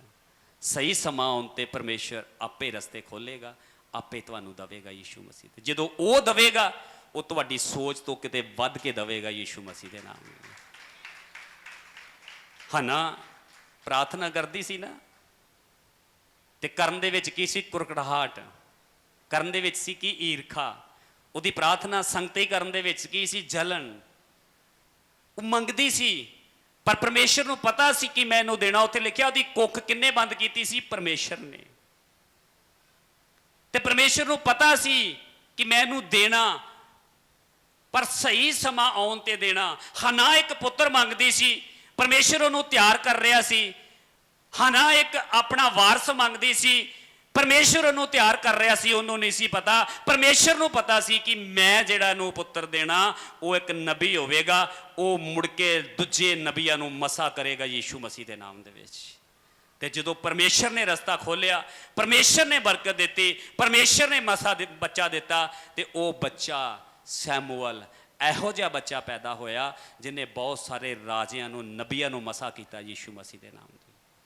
ਅੱਜ ਪਰਮੇਸ਼ਰ ਤੁਹਾਨੂੰ ਉਹ ਦੇਵੇਗਾ, ਪਰਮੇਸ਼ਰ ਤੁਹਾਨੂੰ ਉਹ ਬਲੈਸਿੰਗ ਦੇਵੇਗਾ, ਪਰਮੇਸ਼ਰ ਤੁਹਾਨੂੰ ਉਹ ਬਰਕਤ, ਉਹ ਛੁਟਕਾਰਾ ਦੇਵੇਗਾ, ਉਹ ਤੁਹਾਡੇ ਤੇ ਅਨੁਗ੍ਰਹਿ ਕਰੇਗਾ ਜਿਹੜਾ ਤੁਸੀਂ ਕਦੀ ਸੋਚਿਆ ਵੀ ਨਹੀਂ ਹੋਵੇਗਾ ਯੀਸ਼ੂ ਮਸੀਹ ਦੇ ਨਾਮ ਦੇ ਵਿੱਚ। ਪਰ ਸ਼ਰਤ ਆ ਕਿ ਉਹਦੀ ਸੰਗਤੀ ਨੂੰ ਸਮਝਣਾ, ਉਹਦੀ ਸੰਗਤੀ 'ਚ ਬਣੇ ਰਹਿਣਾ, ਪ੍ਰਾਰਥਨਾ, ਆਗਿਆਕਾਰੀ ਵਚਨ ਦੇ ਵਿੱਚ ਸਮਰਪਣ ਹੋਣਾ, ਆਪਣੇ ਆਪ ਨੂੰ ਉਹਦੇ ਅੱਗੇ ਸਮਰਪਣ ਕਰਨਾ, ਉਹਦੀ ਅਗਵਾਈ 'ਚ ਚੱਲਣਾ। ਜਿੱਦਣ ਅਸੀਂ ਉਹਦੀ ਸੰਗਤੀ ਦਾ ਅਸਲੀ ਮਤਲਬ ਸਮਝ ਗਏ, ਉਦੋਂ ਸਮਝ ਲਓ ਕਿ ਸਾਡਾ ਛੁਟਕਾਰਾ ਦੂਰ ਨਹੀਂ ਆ, ਨਿਸ਼ਚਿਤ ਆ।